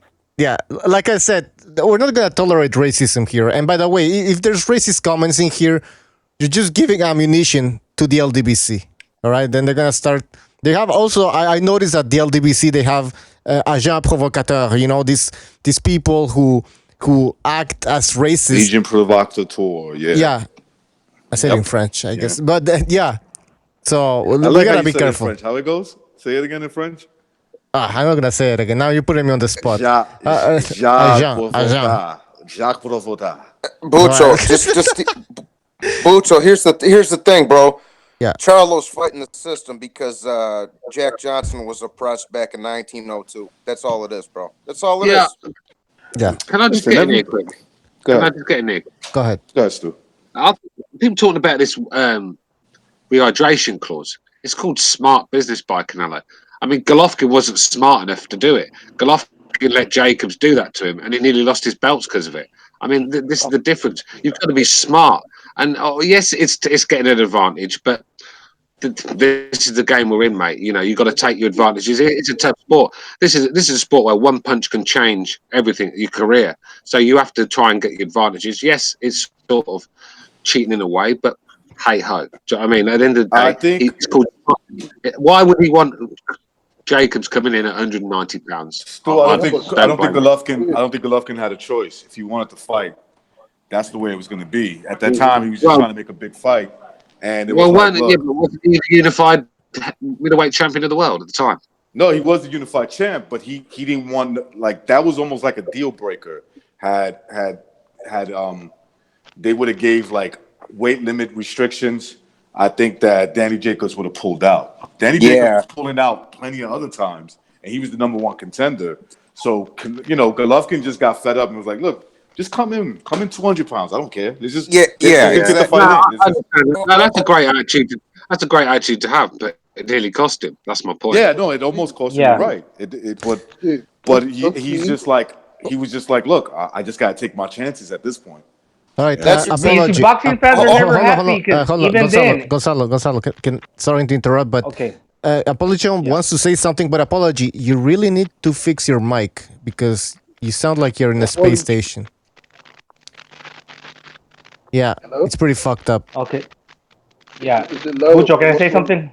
Apology and come back on. Yeah, drop off, man. What's wrong with my mic?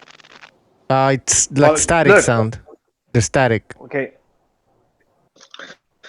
Yeah, Jacobs came in at 190 pounds against Golovkin, and he lost. And Golovkin couldn't give credit, even though he beat him. So people are never happy. There was no weight clause, and Golovkin beat him, and still a lot of people want to say that Jacobs got robbed. So what is it here? You pick your side. I mean, people, come on. All right. Precise is on the line. Precise, you can jump in anytime you want. Okay, just listening right now. All right. So what do you guys think about what Gonzalo's claiming here? Look, bro, as far as recognize you said that, bro. As far as Gennady fighting Jacobs, that was just part of the bargain, bro. It was like, okay, Jacobs, I'm gonna give Jacobs this huge weight advantage, or he's gonna pull out, like Recognize just said. That was part of the bargain that was struck. Canelo is just pulling some shit because he's the fucking golden boy. That's it's not the same thing, bro. Let's be clear. Let's be clear about what happened. Golovkin going into that fight held the IBF. To fight for the IBF or to defend the IBF, okay, you must have a same-day weigh-in of no more than a 10-pound gain. Daniel Jacobs postured as if he was going to be at that next morning's weigh-in, and it wasn't until a couple of hours before the fight that the news started breaking that Daniel Jacobs skipped the IBF weigh-in. He did the last minute, and gamesmanship, okay? So Golovkin made the made the second day weigh-in, the same day weigh-in, let's just call it. Jacobs, not only did he not test leading up to the fight, he didn't show up for that weigh-in. What does that mean? It means even if Jacobs had won the IBF belt, Jacobs could not have won it. Right. All right. Now, since that fight, the IBF, not just for unification fights, they're slowly trying to backtrack away from that rule in general because of what happened. But let's be clear. The only reason that Jacobs, I never seen him look like that before that fight or since that fight, to be honest. He was big, and he had fucking 12 rounds of juice, 12 rounds of steam for that fight. He fought a pretty goddamn smart fight. And the only reason it was so close is because he had the weight and he had, let's just call it the endurance. I don't know if you want to fill in the blank there. Right. He got stances and he got caught. And Golovkin's jab is a fucking hell of a jab, and it backed Danny Jacobs off. He got outboxed. He lost that fight. The only reason it was so close is because of Jacobs rehydrated the way he wanted to. It was his choice to do it. So why the fuck can't Canelo let him rehydrate if he wants to? He's not gonna be able to come in and you know the testing's there out the ass, I'm sure. But yeah, but the thing is, Pete, the key was you just said it. The only reason that Jacobs, that's the key. The only reason is because he was allowed to do that. And you know, you have to be smart. We have weight divisions for a reason. I mean, when is it going to get ridiculous when a guy comes in? Stu, the same day, like Rascal was saying, a lot of people feel like that same day weigh-ins, right? It is what it is. It's the day before. You make the weight. Like, I mean, if we're gonna make these guys rehydrate on a limit, well, fucking Jared Hurd's gonna have to move up. Who else? Jaime Munguia's gonna have to move up. Yeah, but we're talking 175 pounds is the hydration clause, I believe. And if you're 160 pounds, 175 pounds, I mean, 15 pounds is about right. You shouldn't be any higher than that anyway. And I think the IBF, the reason IBF are trying to get away from that rule is because a lot of fighters are turning down opportunities to fight for their titles because they don't want to make the weight the next day. And I think that's what the IBF. Let's not forget you got another 12 hours to rehydrate after the second day weight. Also, real quick, Pete.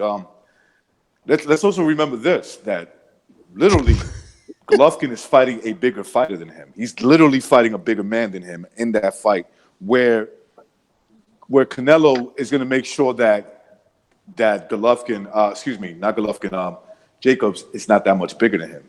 Okay, or at least the same size, maybe the same weight come fight night. It's a big difference. You see, what can we say with 100% confidence? Let's say come tomorrow, Jacob says, "Fuck that! I'm not going in. I'm not doing the second weigh-in." That Canelo won't say, then this fight is canceled. He ain't canceling that fucking fight. Fuck that. But I'm just saying, like, would you be surprised if he did? Yeah, but how much is he getting paid for this fight again, Danny Jacobs? 15 million. Right. So each pound will cost him $100,000. So he could come in at 184 and just pay $1 million or something like that. You know what I mean? So it shouldn't be a big deal. But I see Eddie Hearn. Sorry, precise. I see Eddie Hearn say that he'd pay the difference if Jacobs wanted to go heavy. I think Eddie Hearn said he'd pay it. He should if it's important to him. But what Canelo's trying to do is make Danny Jacobs still be making weight up until 12 hours before the fight. So he'll have less time to basically recover. I don't know that it's going to make that much of a difference. And Jacobs, maybe he trained to be a little bit smaller. Maybe he trained to be bigger against Golovkin to be able to take that punch. And now he's going to train to be lighter in order to move a lot more than he did. I don't know. But if it's a big problem for him, he should just pay the fine, $1 million, whatever the hell it is, and just come in as heavy as he wants to be. Precise is right. Precise is right. It might not be that big of a deal. So why put it in the fucking contract? And coincidentally, it's 10 pounds. Coincidentally, it's 10 pounds, just like the IBF would mandate if it was. Oh, well, I heard it was 15 pounds. But even like I said, even if the weigh it but what? So you're telling me £5 is not a big difference, MP? It's £5 not a difference. I'm saying, Stu. I'm saying, why put it in the why pull this contractual bullshit and then try to? What you're saying. Go ahead. No, but I understand what you're saying. No, but I understand what you're saying, brother. But I understand where Canelo's coming from as well, because he saw the size Jacobs came in against Golovkin. And at the time he weighs in at the scales in the morning, he's going to put on a few more pounds before the fight as well. I mean, I know what you're saying. He should be allowed to come in the size he wants. But if he wants to fight Canelo, Canelo's not he's not established middleweight. He's not been there too long, has he? So Jacobs is a big guy, so I can understand it. Do you know what I mean? Yes. Hello. Can you guys hear me? Yeah. Is it better Yeah, or we can worse? hear you fine. We can hear you fine now. All right. Better. Can I say something real quick? Sure. Yeah. My whole point is, the reason why it pissed me off the most is like Canelo doesn't need this. Like he really doesn't. He's skilled enough to beat Jacobs at any size or weight. So it's just A-side bullshit to me. Like if he's really good as he is, which he is, he should be able to beat the shit out of Jacobs at any size. See, I agree with that. Well, you know what? Apology. Hold on, to tell you the Gonzalo. truth. Gonzalo, hold on. Okay, go ahead. No, I agree with that apology. Like, don't have all these perks going in there. If you're good enough to do it without them, go in there and do it without them. And Are we shooting fair ones? I mean, are we look? It's like this. Are we shooting the 5? Me and you.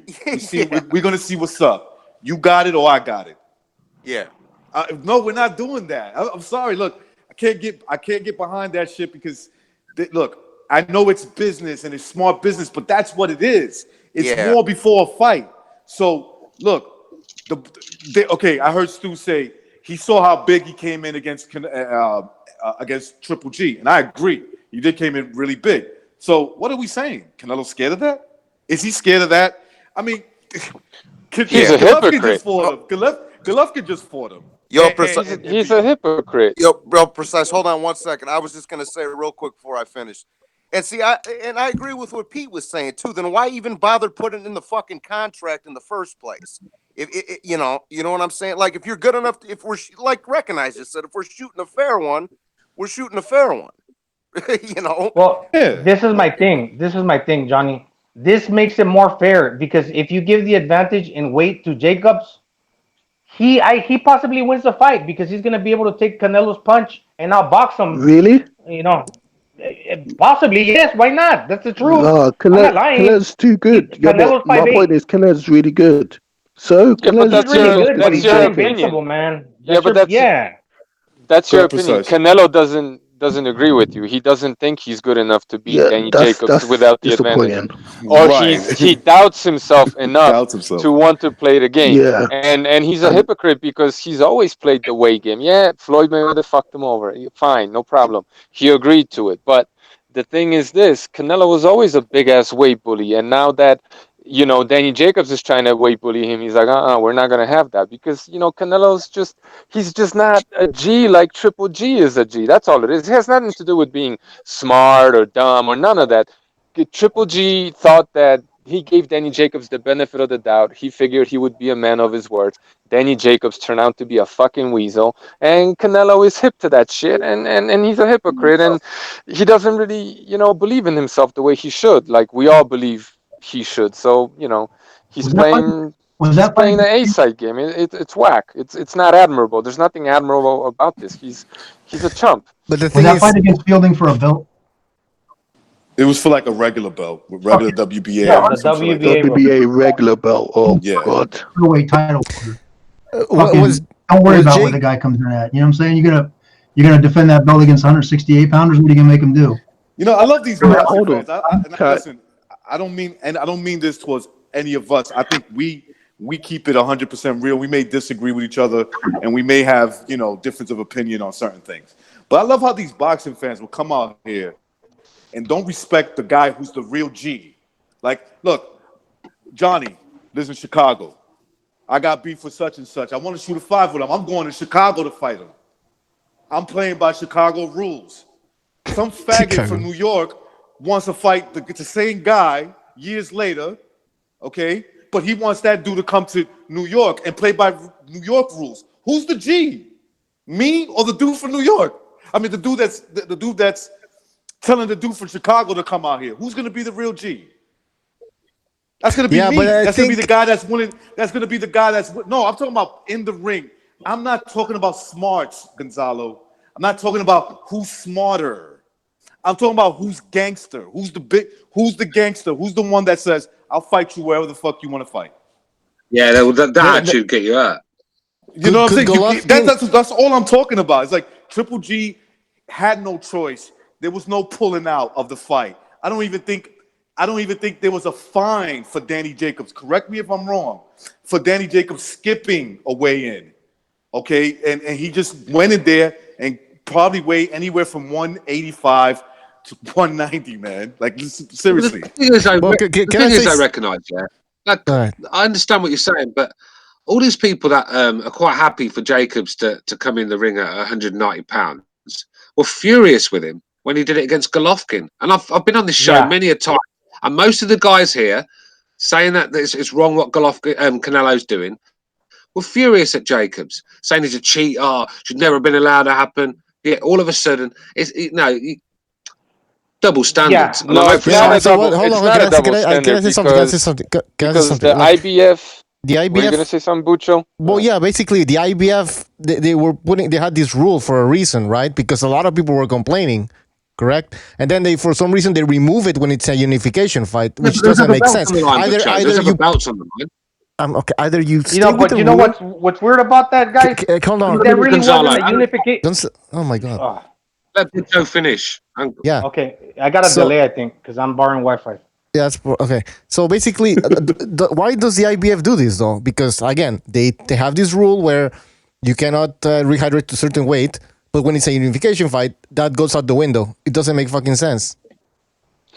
You know, it doesn't make sense, and for it to be a double standard, the situation would have to be the same, but it's not the same situation because once again, when the sanctioning body is making the rules and you decide to fight for their belt, you better follow the rules. When the other guy is imposing rules on you, all of a sudden, if you're supporting that, what you're saying is that Canelo is bigger than boxing, and that's always been my problem with someone like Mayweather. That's my problem with someone like Joshua, and it has to be in order for me to be consistent. You guys can do whatever you want, but in order for me to be consistent, I have to criticize Canelo for doing this. Now, if Danny Jacobs agrees to something and he blows the agreement, then that's on Danny Jacobs. You could criticize him for that, but the situation is not the same because Danny Jacobs agreed to make the weight against Triple G, and he ditched that at the last second. This is Canelo imposing his own personal. So because he was at the last second, that was the issue then. No, because he was at the last second. But my point is, you guys complained about it. And I'm not saying you particularly. I'm saying guys in general. A lot of Golovkin fans complained about it, and they were very unhappy with Jacob, should we say? And they called him a few names. But now all of a sudden, he's fighting. It's but that's my point. No. But the situation is different. Once again, as I explained, I complained about it. But the reason I complained about it is because Jacobs agreed to make the weight, and then he blew the agreement. Right? He was not a man of his honor. Okay, that's he ditched it. Jacob, he ditched the belt. So that's why he made Gonzalo. Hold on a second, Gonzalo. Let me finish. He had an obligation. Sorry, that's fine. He had he agreed to do this, and then he just said, "Fuck it, I'm not a man of my word." Right? So that's disrespected the rules that the IBF sets. Okay, now Canelo is trying to play the rule maker, and that's what I have a problem with. Whatever they agree to, if it's mutual, whatever some objective or some, external or like sanctioning body or the commission says, fine, make the same rules for everybody. But Canelo, when he's fighting some other guy, he's weight bullying him. But then when he's fighting, Danny Jacobs, he won't allow Danny Jacobs to bully him. He makes up his rules as he goes. So he's bigger than boxing. That's the problem. And in the other instance, Danny Jacobs was acting like he's bigger than boxing. That's the problem. Precise. See, I agree with that, bro. Two wrongs don't make a right, bro. Two wrongs don't make a right. Like I say, people were bitching when Floyd dictated him to get drained a couple of pounds, but now he's the fucking golden duck in the pond, and now he's pulling the same old shit. Like I say, dog, two wrongs don't make a right, bro. It's the same old diva fucking sucker ass shit, bro. That's and for the record, we all complained about Floyd doing that to him, right? So it would be hypocritical of us not to complain about Canelo doing it to somebody else. Well, wait, hold on. catch weight the same as you cannot rehydrate to a certain amount of weight? No. No. You know what I mean? No, Like no, when that- when a catch- when a catch Pacquiao weight- when Pacquiao told Miguel Cotto you gotta go like to 140. What was it? 46, 45, For- 145. You're trying to like meet in 2 the middle. pounds That's what you're for trying no to do. fucking One reason. guy's bigger, one guy's smaller. They're meeting halfway. Or when he I'm told pretty sure he had a rehydration clause too. It wasn't just Margarito 152. couldn't make 154. He had to make what 150, 152 or something. 152. 152. Like, Or what's the 150, point of those? 152. But what's the I think point of those 2 152. pounds? Seriously, and we complain Oh, about that. 154-pound belt. Exactly. 54-pound belt. 154. Because one guy's bigger and one guy's smaller. Instead of having the bigger guy coming down the 4 pounds, they want to meet in the middle. The smaller guy goes up 2, and the bigger guy comes down 2, and they meet in Well, the middle. Pacquiao was moving up 1 division though. Well, yeah. Look, I was just gonna say about the Jacobs Golovkin fight. This is what I found egregious with it. They were calling it a unification fight, but in reality, that was not a unification fight. You know why? It was a unification fight for Golovkin, but not for Jacobs because he dropped his belt. So how are you gonna go into a fight saying I'm gonna unify, but then you're not putting your belt on the line because you don't own it anymore? Well, that's that's bullshit. That was a bitch move. Gonzalo, fantastic point, brother. Fantastic point. Yeah, but hold on though. That's because Danny Jacobs broke his fucking agreement though, dog. Are you okay, Pete? I don't understand. That's your agreement, but then that fight hasn't happened, so therefore it's not a unification. Yo, how about we change the subject a little bit? Hey, no, I want to know what Pete's not understanding because he seems to have all the answers. Wait, hold on. No, let's change it. I mean, Well, it's hold scared on, to Chris. Pete, man. Let's change it. Hold on, Chris. No, I don't have all the answers, man. I'm just discussing. I didn't understand the. I don't recall what belts were on the line. I thought Jacobs brought a belt in for a 160-pound belt with him. No, he had the minor. He had like which the one? He had the WBA minor league regular. belt. Against Canelo. Yeah. All right. He And had then Triple G had 2 of them, right, at the time? Triple G had 3, I believe. 3. He had the IBF, WBA, WBC. Yeah. Reason IBF Jacobs changed that rule is because in a unification fight, they don't sanction a fight, they don't get their sanctioning fee. So you got a guy coming in with 2 titles on the line, no matter who brings him to the table, 2 titles on the line. Number one, no one's going to want the IBF belt because then no one's going to want to defend it and have to put up with that shit and rehydrate like that. Number one. Number two, on that same fight, if it was just the IBF on the line, maybe both guys might make it because they want that belt. But if there's 2 sanctioning bodies sanctioning the fight, 2 belts on the line, or more than just the IBF, let's just say there's 3 or 4, then why would you fucking blow the second day weigh in? It's the IBF's problem. I wasn't mad at Jacobs. I was not mad at anybody. I was scratching my head like the IBF's got a kind of a fucked up rule, you know? Yeah, guys, it's destroying their It's belt. too. It's destroying their belt, P, because they're not getting the fights they want. If you look at the mandatories, the IBF champions have to face. I mean, they're just dragging these bums from the grave. You've only got to look at Kell Brook when he won the title off Sean Porter. They were giving him Jojo Dan and fucking bums like that. Who was the other one? There was Kevin Bizier. Daniel Bizier, whatever his fucking name. Kevin Bizier. I mean, these were the mandatories for Kell Brook. So they're struggling because no one wants to fight for this belt because most fighters can't make that £10. I think with Jacobs, I think it's a bit like this. When you fight someone that's been caught for steroids, you're obviously going to make sure that you're VADA testing this guy. So you're going to make sure he's not cheating. And I think that's what Canelo's doing, just making sure this guy's not going to cheat. And to be fair, we've all sit here and seen what he did to Golovkin. It was disgusting. So let's not give him a pass here because he's fighting Canelo. What he did was wrong. And I disagree, Stu. Hold on. Chris K in the chat. Thank you for your contribution. He says Jacob's ears weigh 5 pounds each. All right, guys. Sorry, but okay, we have another phone call, so I'm gonna take it right now. Please remain quiet. 813, you're on the air. Yes, Red Glove Militant. Oh, what's up, man? What's on your mind? I was just going to weigh in on this. I mean, I agree with, I believe it was Jimmy who was talking about, he's just flexing his golden boy status, Canelo, that is. And my problem with this whole thing is that, and no excuses for Jacobs, what he did when he fought Triple G, but Canelo, he picks and chooses, like, what he's going to do depending on who he's fighting. Like, really, I think the sport needs to have a little bit more cohesiveness, and if there's going to be rehydration clauses, they need to be for every fight. Like, it shouldn't be on a case by case basis. There should be a standard that is set, and I think that'll get rid of all this divaness, and that way, you don't have one fighter just edging what's supposed to be an even playing field. What do you guys think about that? I agree with the man.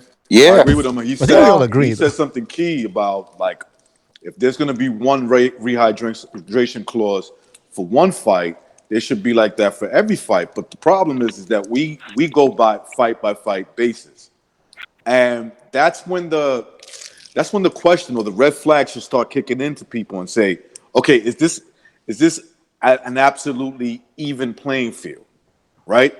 I think that we all know that boxing is not a total even playing field. It goes fight by fight, if we're being honest. Look, the IBF, honestly, they believe that putting rehydration clauses is good ethically, but it's not good for business. So they changed it not because they don't believe that it's morally ethic. It's just they believe it's not good for business. So they Agree, obviously, Gonzalo. yeah.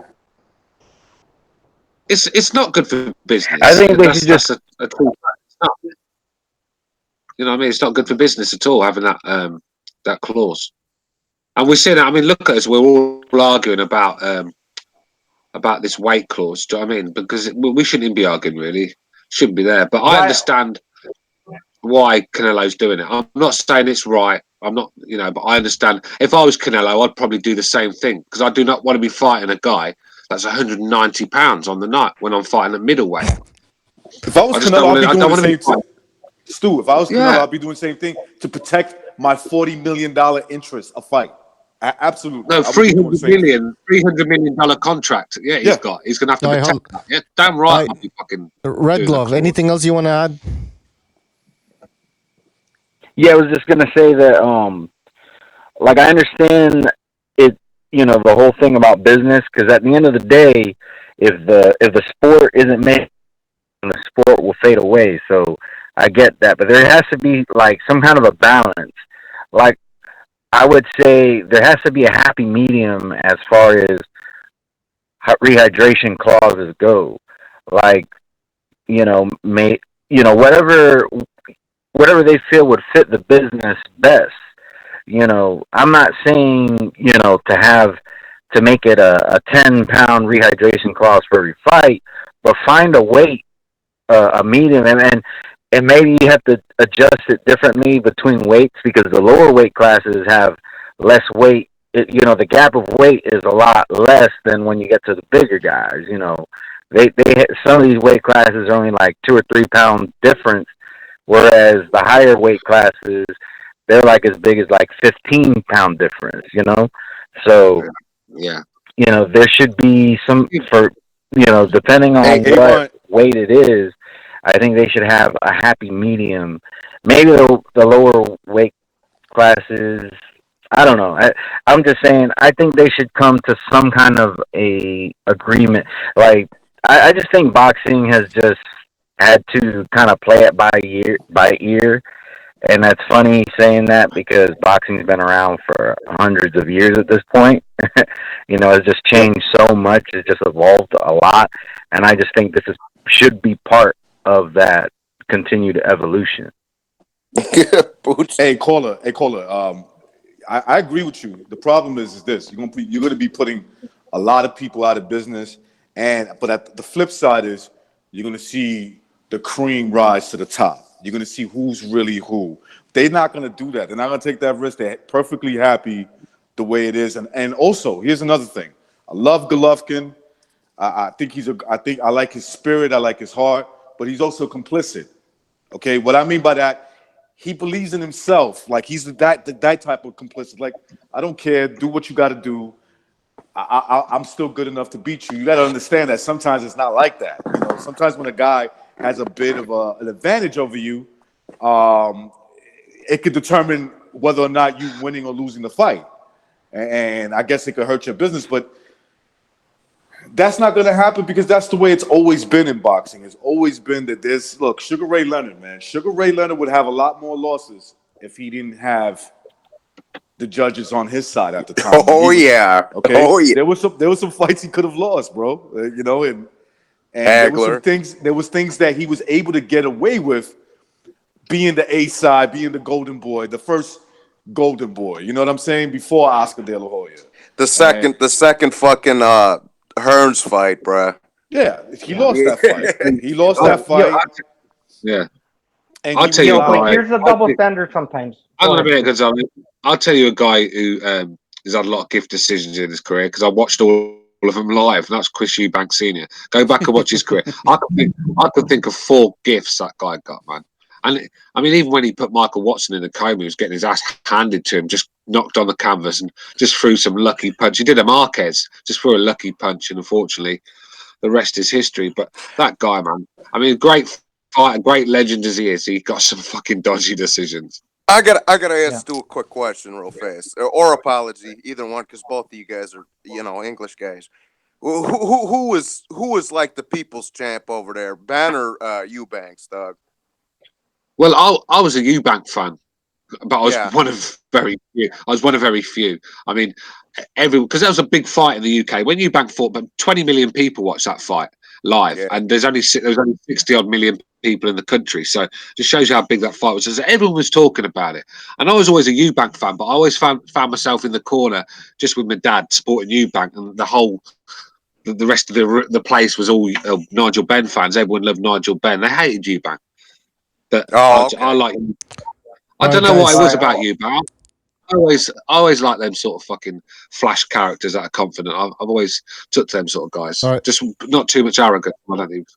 Red Glove. Hold on, Johnny. Let me make my point hold on, Gonzalo. what Can I just Recognize was saying. You're all right. Go ahead. Hold on. Mucho. Yeah, thank you. Red Glove. Anything else you want to say? All right. No, I actually got to get going. But thank you guys for having me and hearing me out. And y'all have a good night. You too, man. Take care. Peace, Red Glove. I didn't know that was you, bro. Peace, man. Yeah. That's all good. Yeah. Oops. Recognize. Yeah. Go ahead.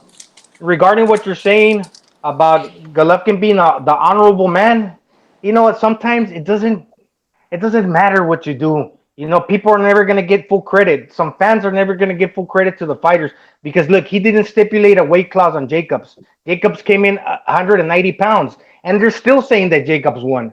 So even though he didn't put that stipulation, they don't want to give Golovkin full credit. Imagine now if Golovkin would have put a weight clause on him. What would they be saying? Oh, he cheated, this and that. So ultimately, some people will never give full credit to the deserving fighter. If he would have followed the rules and came in under his normal at the weight that he was supposed to come into, that fight he gets stopped in that fight. Yeah, he almost got stopped at 190 pounds, bro, or 185. Totally agree. Yeah, he gets stopped, but so even then, like Golovkin is not getting full credit for that fight, right? Well, I give him full credit, but some people don't. Like, look, that's just boxing. That's boxing fans. That's hate. That's all that stuff. That's whatever they want. Whatever makes them sleep at night. No way Jacobs won that fucking fight. No, he did. I don't think Golovkin was at his best that night. I was quite disappointed with Golovkin's performance. I thought it was just times where he was just not letting his hands go when he should have, because Jacobs was doing a lot of running. So when Golovkin got in the right spaces, he should have let his hands go. And I just think he messed around too much. Yeah. Yes, I had him winning the fight. I had him winning by 3 rounds. I think I had him winning by. He was doing the better work, but I just felt it weren't the Golovkin that I really enjoyed watching. That explosive Golovkin that just went after the opponent, stalked him, and it was a very conservative performance for a Golovkin performance. I think the speed, Jacobs. Sorry to cut you off. Jacob's speed is what forced Golovkin made Golovkin not throw a lot of punches. Basically, I think he had trouble with the speed, and then Jacobs has good legs, so he was on the move the whole time at the end, and also Golovkin got a bit tired, so it was gonna be very difficult for him to knock him out at that part of the fight.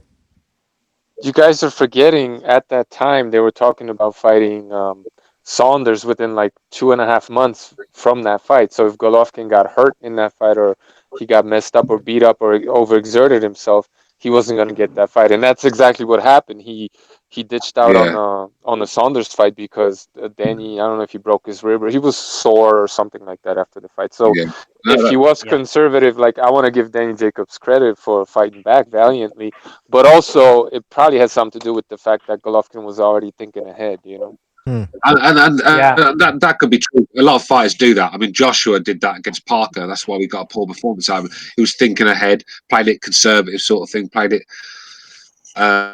sort of like defensive, and I think that you could be right. That could have been the case, but I just weren't impressed with that performance because that's just not the Golovkin I was used to. No, it's just in the mid range. Jacobs would have got knocked out, so he tried boxing him from the outside using his legs and his longer fighting style. You could say jab, but in this case, Golovkin out jabbed him because he has a really great jab. So even from the outside, he lost because he got his face jabbed off. And in the mid range or the inside, Jacobs would have got KO'd. So he had to resort to jabbing. Yeah. Are we gonna see the same Canelo we saw against Fielding, was it, or something? You know what I mean? Are we gonna see the same Canelo we saw against some of these other smaller guys? Like Danny Jacobs, even though I do believe he's a little bit overrated, that doesn't mean he sucks, right? He's still a very good fighter. So we'll see. Maybe Canelo will look like $1 million. Who knows? We'll see. Yeah. Or maybe he has a hard time. Maybe he has a hard time edging out a decision. I mean, it could. We haven't seen him against a big guy that can move like this. I'm assuming that Jacobs could still, move good. And someone said earlier that maybe he's training to be smaller. You can do that. You can train to be smaller in weight and come in and have your full effect come fight night. The same effect that you have when you're bigger. It's interesting to see. Wait, hold on, Johnny. It's interesting how Canelo's body. You could obviously tell, like the first Golovkin fight compared to the second, they look like two totally different Canelos. And now at 168, he looked way different, like a bull with a bald head. I'm just interested to see how his physique, not to get homo with it, but it's the truth. He just brings like a different physique every fight. But getting boxer styles with it. All bullshit aside, I'm fucking hyped up for the fight, man. I think we're gonna be in for a good one. Yeah. You know what I'm saying? All bullshit aside, just we gotta stay optimistic about that shit. I think we're gonna be in for a good fight tomorrow night, fellas. It's the two best middleweights right now. I mean, besides Golovkin, there's the best ones. I mean, people wanted to see what was it, Charlo against one of them? Come on, guys, man. Charlo is not even those on are the that top level. three guys right now at middleweight. You would probably have to say Canelo, Triple G, Jacobs. They're in that top three. Yeah, you know what? I said this before, bro. This is how I kind of look at Triple G, Canelo, and Jacobs. Okay, I kind of look at them like the trifecta at middleweight, kind of how like Fury, AJ, and Wilder are the trifecta at heavyweight. Except the difference is these cats are fighting each other. You know what I'm saying? So, true. Yeah. So who pushed who in the weigh-in? My internet dropped. I'm about to watch that shit in a little bit, Gonzalo. I want to see it myself because mine was real choppy too. Do you know recognize who pushed who? Did Jacobs push Canelo or Canelo kind of got in. They met foreheads, right? And then Canelo kind of pushed him off, and then he escalated, and then Fat Boy Chepo. And what's up with the Reynosos? They look like fucking kids in fat camp or something like that. They wear these like tight sweatpants and sweatsuits and shit, and you know what I'm saying? Like, dude, that's how Mexicans dress. If you're fat like that, why should if you're fat like that, don't wear that. You look don't even wear fatter. tight clothes. You know what I mean? But I just don't like them because anytime Canelo's in trouble or there's a scuffle with Canelo, they jump in and they attack the other guy. It's like, no, hold on to your guy, get in the way, but like don't get involved in this shit. They're so emotional and girly, man. I just don't like them dudes. And hey guys, one last thing. Go ahead. Do you think Chepo is getting $30 million from that Canelo contract? That's all I gotta say, man. Precise. Okay, Precise. go ahead quickly, because we have phone call. We have two Oh, phone I was calls. just gonna say, yeah, bro. Them dudes is 300 pounds walking around in schmedium t-shirts and shit. Yeah, pretty bad. All right, we have a phone call. 334. 334. You're on the air. What the fuck? Oh, so sorry. Oh no! No, it's a subscriber. All right, 334. You're on the air. Hello. Hello. Yeah. I don't hear anything. All right. Well, let me tell you something now, real quick. Oh man. Yeah. Let me tell you. All right. Rehydration calls. I tell you 805. what, You're man, on the air. I can be a nice guy, or I can be one real 805. mean son of a bitch. All right, hold on. Hello, Bucha. 805. Can you hear me this time? Yeah, Michael, what's up? How you guys doing? I just wanted to say, like, how does a guy that wears like panda pajamas gonna act like he's all hard and ready to throw down barefisted with some black people? Because gay is the new gangster. Yeah, exactly. There always was. I mean, like, you heard Precise tell you that story about, like, those homo thugs from Chicago. Like, they were like, they'll fucking kill you. They're in New York too, by the way. But they're just going official with it. Is that where homo thugs came from? Precise, Chicago? I personally think they came from the West Village, but I'm saying though, like that's what homo thug means, like gay gangsters. I don't know where they came from originally, to be honest with you, but that's the word that we used in Chicago to describe them. So, homo thugs. Damn. But I gotta say, it was a Puerto Rican girl from New York that told me the term. So I don't know. of course, she was Puerto Rican. Of course. Homo thugs. She was a lesbian and a tough one too. Hey, Michael, what's your prediction? No. Oh, my prediction. I think that it's gonna probably go 12, and that I think that maybe DJ will go down at least once. Makes sense. And they'll say that he kind of maybe did a better job than Triple G did. What do you think? What do you think about the weigh and that weight clause that they put in there? I think it's bullshit, honestly. I just, like you guys were saying, they should just fucking fight whatever the way they're supposed to be fighting. And the way Red Glove Militant said, like, they should just have one way that everybody just weighs in or does this or that so that nobody can make their own contracts and shit. All right. Anything else you want to say? Oh, I just think, like, I don't know, like, boxing's just getting really desperate for sales to casuals, and I think it's going to get worse because the way the weigh-in looked and the way Eddie Hearn's selling the fight, and he's starting to say that he thinks, you know, like, Jacobs is, like, one of the best middleweights in the world, which he is, you know what I mean? But he just talks about it like, you know, like Triple G and the Canelo fight isn't going to be, like, you know, this is going to be, like, yeah, but Michael, did you see how many big people? thing, like, Michael, did you see how many people were at that weigh-in? I mean, Deontay Wilder would be happy with that amount of fight. I was saying that to Butcho earlier. I mean, that was a great showing for a weigh-in. I mean, last time I saw that was McGregor weigh-in sort of thing. So Canelo's a big star, and yeah, I think DAZN have got every right to be trying to build this fight up and build Jacobs up to be something at the end because they're paying a lot of money for Canelo. So yeah, they've got to. I mean, you could go down the Bob Arum route where, like I said in my video earlier, where he's doing a horrible job with Terence Crawford and Lomachenko. He is. I don't care how much you like Bob. Bob is the godfather. He's made some great fights and he is the man, but he's out of touch. And you've only got to look at what Crawford and Lomachenko are doing to see that. I mean, these guys, I mean, especially Lomachenko, you're right. This guy. Yeah, you're right about Eddie Hearn because I think he understands the new generation of how to sell these fights to the younger people, you know, with the social media and shit like that.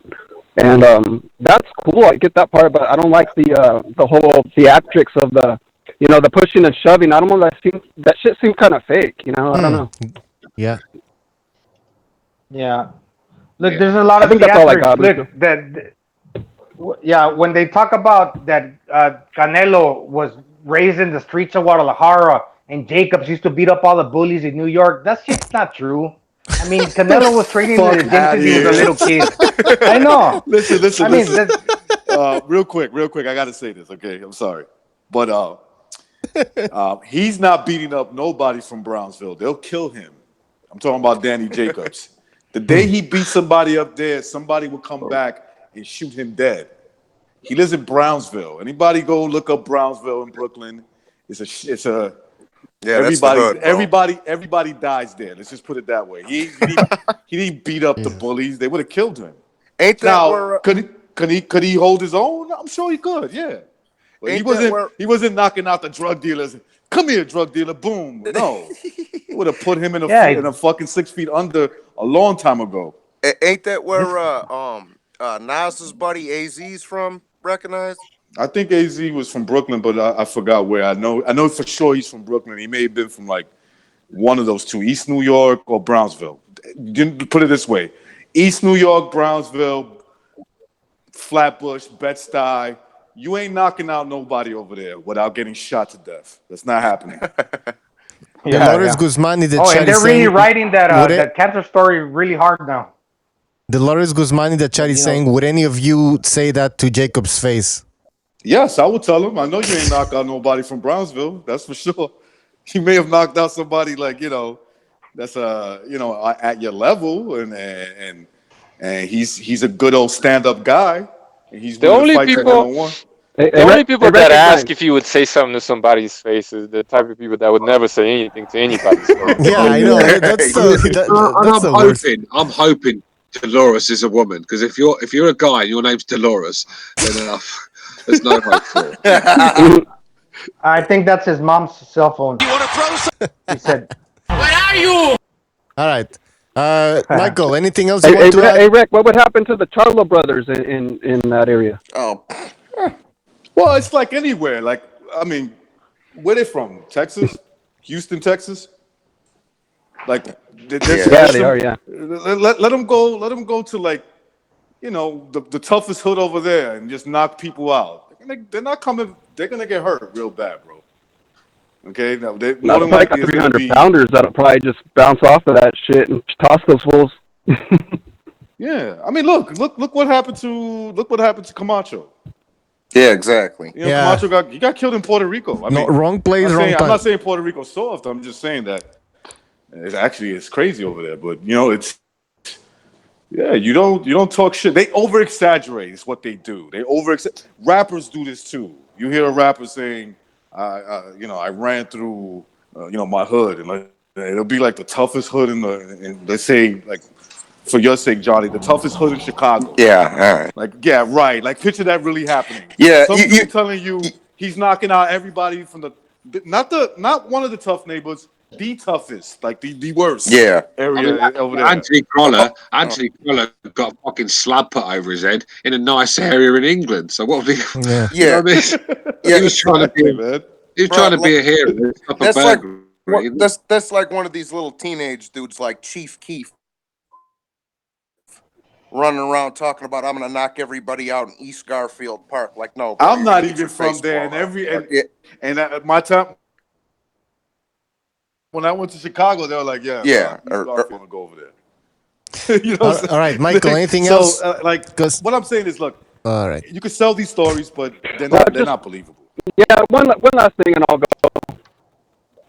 Go ahead. I'll say that Canelo was only tough when he has all those boys around him and shit like that, his entourage. But Canelo's the type of dude that he wouldn't try to rush anybody without anyone holding him back. Yeah, you were breaking up the whole time. I couldn't understand what you were saying. All right, can you hear me right now? A bit better. Go ahead. But I just want to say, Canelo's only tough when people are holding him back. All right, sorry, I couldn't hear it, man. You're breaking up pretty bad, man. Well, yeah, his phone's a little choppy. Yeah. Mike, Anyways, your phone's a little choppy. I caught some of it. He said Canelo's only tough when people are holding him back. Oh, yeah, that's a classic. Yeah, you see people in the street like that. I want these guys to be boxers. That's what I don't want them to be tough guys. Yeah, it's be boxers. You know what, bro? And here's the other thing: you get that shit in jail too, bro. You'll get some guy No. huffing it. You'll get some guy huffing and puffing until the guards start paying attention. You know, and then they want to like, come on, man, stop it, bro. All right, No, guys. Canelo's Hold a on. tough guy. He's a tough guy. Yeah, he's a tough guy. Of course he is. You to Yeah, he's a box. But I think boxer, all yeah. boxers are. To Well, be a boxer, but you're not. Yeah. Come on, man. You're not fucking running through the streets of Guadalajara, putting people in Yeah, trouble. yeah. That's what I meant to say. That's what I was referring to. all right. there. All right, hold on. I'm gonna end, guys. I'm gonna end the Block Talk Radio show. So let me just say goodbye to everyone. Yeah, hold on, Stu. Goodbye to everybody on Block Talk Radio. We'll see you next time. Take care. Yeah, you gotta be tough. Using Blog Talk Radio. Goodbye. Goodbye. Goodbye, bitch. Yeah. Oh, we're not saying he's a bitch, Gonzalo. We're saying he's just not walking around some fucking ghetto whipping all the drug dealers' asses. And thank Yeah, God that's what I meant. Yeah. Thank God he's not, because he wouldn't be a boxer right now. You know, he would Exactly. There'll be no story about him. I'm happy that he's not. I want to see these guys fight in the ring. Yeah, I don't mind when they be like, "Yo, Yeah, he's but from the tough streets of Guadalajara. those he made it out of there." I get it. those stories are for casual boxing fans, just casual fans. That, the real fans don't get. Like, we don't care about what the hell he did outside the ring. You know, we know what they do inside the ring, and that's what exciting when you have two good fighters. Yeah, but Yeah, and the whole thing about cancer. Go ahead, John. Go ahead. That's I got a delay, man. Yeah, it's all good, but that's like me saying, yeah, I'm gonna go downtown and or to the south side and beat the shit out of all the Latin kings, bro. Yeah, okay, bro. Yeah, I bet you are, Johnny. you know what I'm saying? Like, come on, man. Yeah, and the whole thing about cancer with Jacobs, they do. refer to it as he beat cancer. I don't think he beat cancer. I think he was just very lucky. If cancer's gonna take you out, it's gonna spread in your body. It's gonna kill you. You don't beat cancer. It just didn't spread. He was lucky. You know. Good for him, man. Good for him. I mean, Good for him. For real. Yeah, I think he was just lucky. Yeah. Yeah, I mean, Oh, I like Danny Jacobs. I like him. I'm sick of that story, man. If I hear that story again, I swear to God.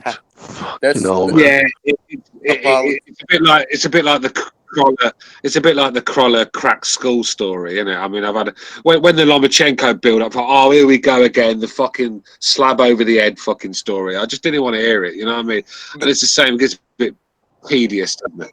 That's like me with Keith Thurman talking about fucking Ben Getty. Like, bro, I got it. You love the guy. He passed away. I'm sorry for your loss, but fuck, how many times we got to hear this shit? Part of the promotion. Yeah, I know. But yeah, it's for people who haven't heard it. Anyways, man. I wonder how. The thing is, though, I don't think. Go ahead. I don't think you need to build a fighter up. Back in the day, you know, it was the thing to build them up from the hood, and you built them up from like Mike Tyson from the tough streets of. Where is he from? Brooklyn, New York, isn't he? Catskill. They built all that, but I don't think you need to do that these days. I mean, it's like Anthony Joshua from the tough streets of Watford just don't have the same tone to it. Do you know what I mean? So I don't think. I just think there's different ways of building a guy up. It's a hard one. I think Eddie Hearn's got the right idea. I mean, I know he's quite annoying, but he gets his fighters to have fake beefs, if you know what I'm saying. I've seen him call a few fake beefs, and it actually gets the people into it. Or destroying tables, or throwing them around and shit like that. Like, yeah. No, what I'm saying about Eddie Hearn, that's what usually happens. Like, somebody's throwing stuff around, and like Chisora was throwing a table. It's kind of, he's like the Vince McMahon of fucking boxing, man. That is crazy, though. That is crazy. That is crazy, though. That fucking. That was not before Johnny Boy. Though, that before Johnny Boy Tyson, continues. Riddick, Ball, all right. Jacobs, Zab, Judah, all them dudes from the same neighborhood, though. That's crazy. All right, Stu, I think you should. Johnny, they're all from Brownsville. All right, can people hear me? I thought Tyson was from Catskill. I think Bucho is trying to get in. Bucho's trying to get in. Hello. All right, I was gonna say, Stu, maybe you should. Maybe Stu, you should drop off and come back, man, because there's the delay is getting even worse now. So I suggest you drop off and come back on, Stu. All right. Sorry, I was cutting off somebody. I don't know who was talking. Go ahead. No, we were talking about the coincidence that Mike Tyson, Riddick Bowe, and Danny Jacobs they're all from Brownsville. Zab Judah too, right, bro? Yeah, Zab Judah's from Brownsville. You're right, man. Shit, Zab Judah. I'm trying to think of someone else. Yeah, they've got some great. They got a great gym out there or close to there. Yeah, that's Yeah, crazy. yeah. There's pockets like here in Tijuana. There's a lot of fighters. Not all of them are great, obviously, but every now and then you get a good one. In the chat, what was it like Lopez saying that Canelo will rob Jacobs, then go cherry pick old man Golovkin. Next, he'll bring Crawford up to 160 for a pay-per-view fight. Listen, listen. You were saying that Charlo was gonna beat Golovkin and who else? Canelo and everybody else, man. So Charlo just needs to fight better competition. He's just fighting bums right now. Well, he fought Korobov. He needs to leave. He needs to leave Al Heyman and come to the zone. That's what he needs to do.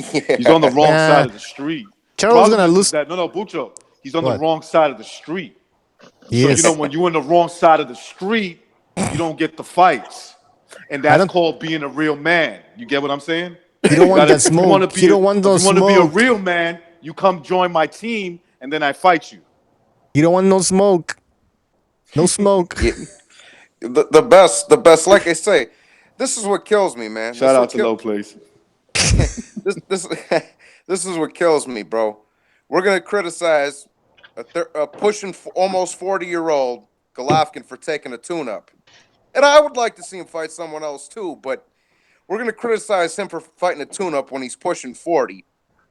But Charlo's damn near 30, and he's still fighting bombs. So come on, man. No. Hold on, Johnny boy. You forgot about the what was it? A type A-level prospect. A level.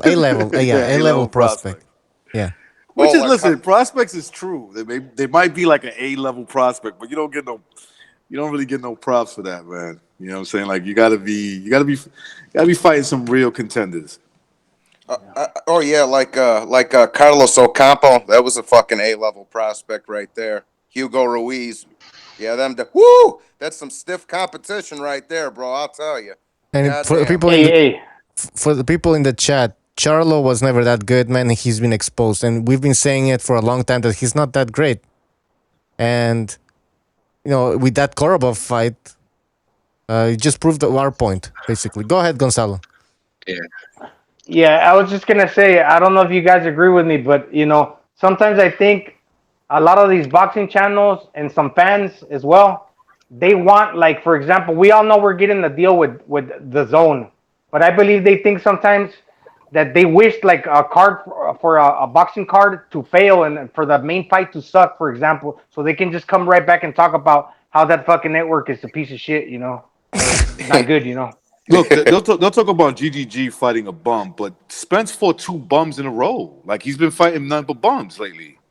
Yeah. Who's he fought? Who's he fought that's an A-level fighter? Yeah, no, some people are hoping that this fight sucks so they can just come around and say that the zone sucks. Yeah, how can this fight suck? What do you mean? Wait, hold on, Gonzalo. What do you mean this fight sucks in terms of that it's a boring fight? They hope if the fight sucks. Is what? That it tanks. That like the card wasn't good and that the fight didn't live to his expectations. Therefore, although you're paying $20, the zone is no good. They'll just make shit up, you know what I'm saying? It doesn't sound too logical. It's not logical at all. But this is what they'll try to make into a valid point. This is what people do.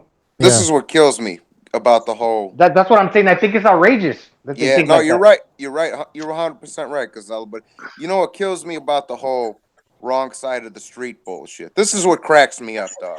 Okay, Terrence Crawford's on the wrong side of the street, according to these fucking PBC Al Heyman fanboys, right?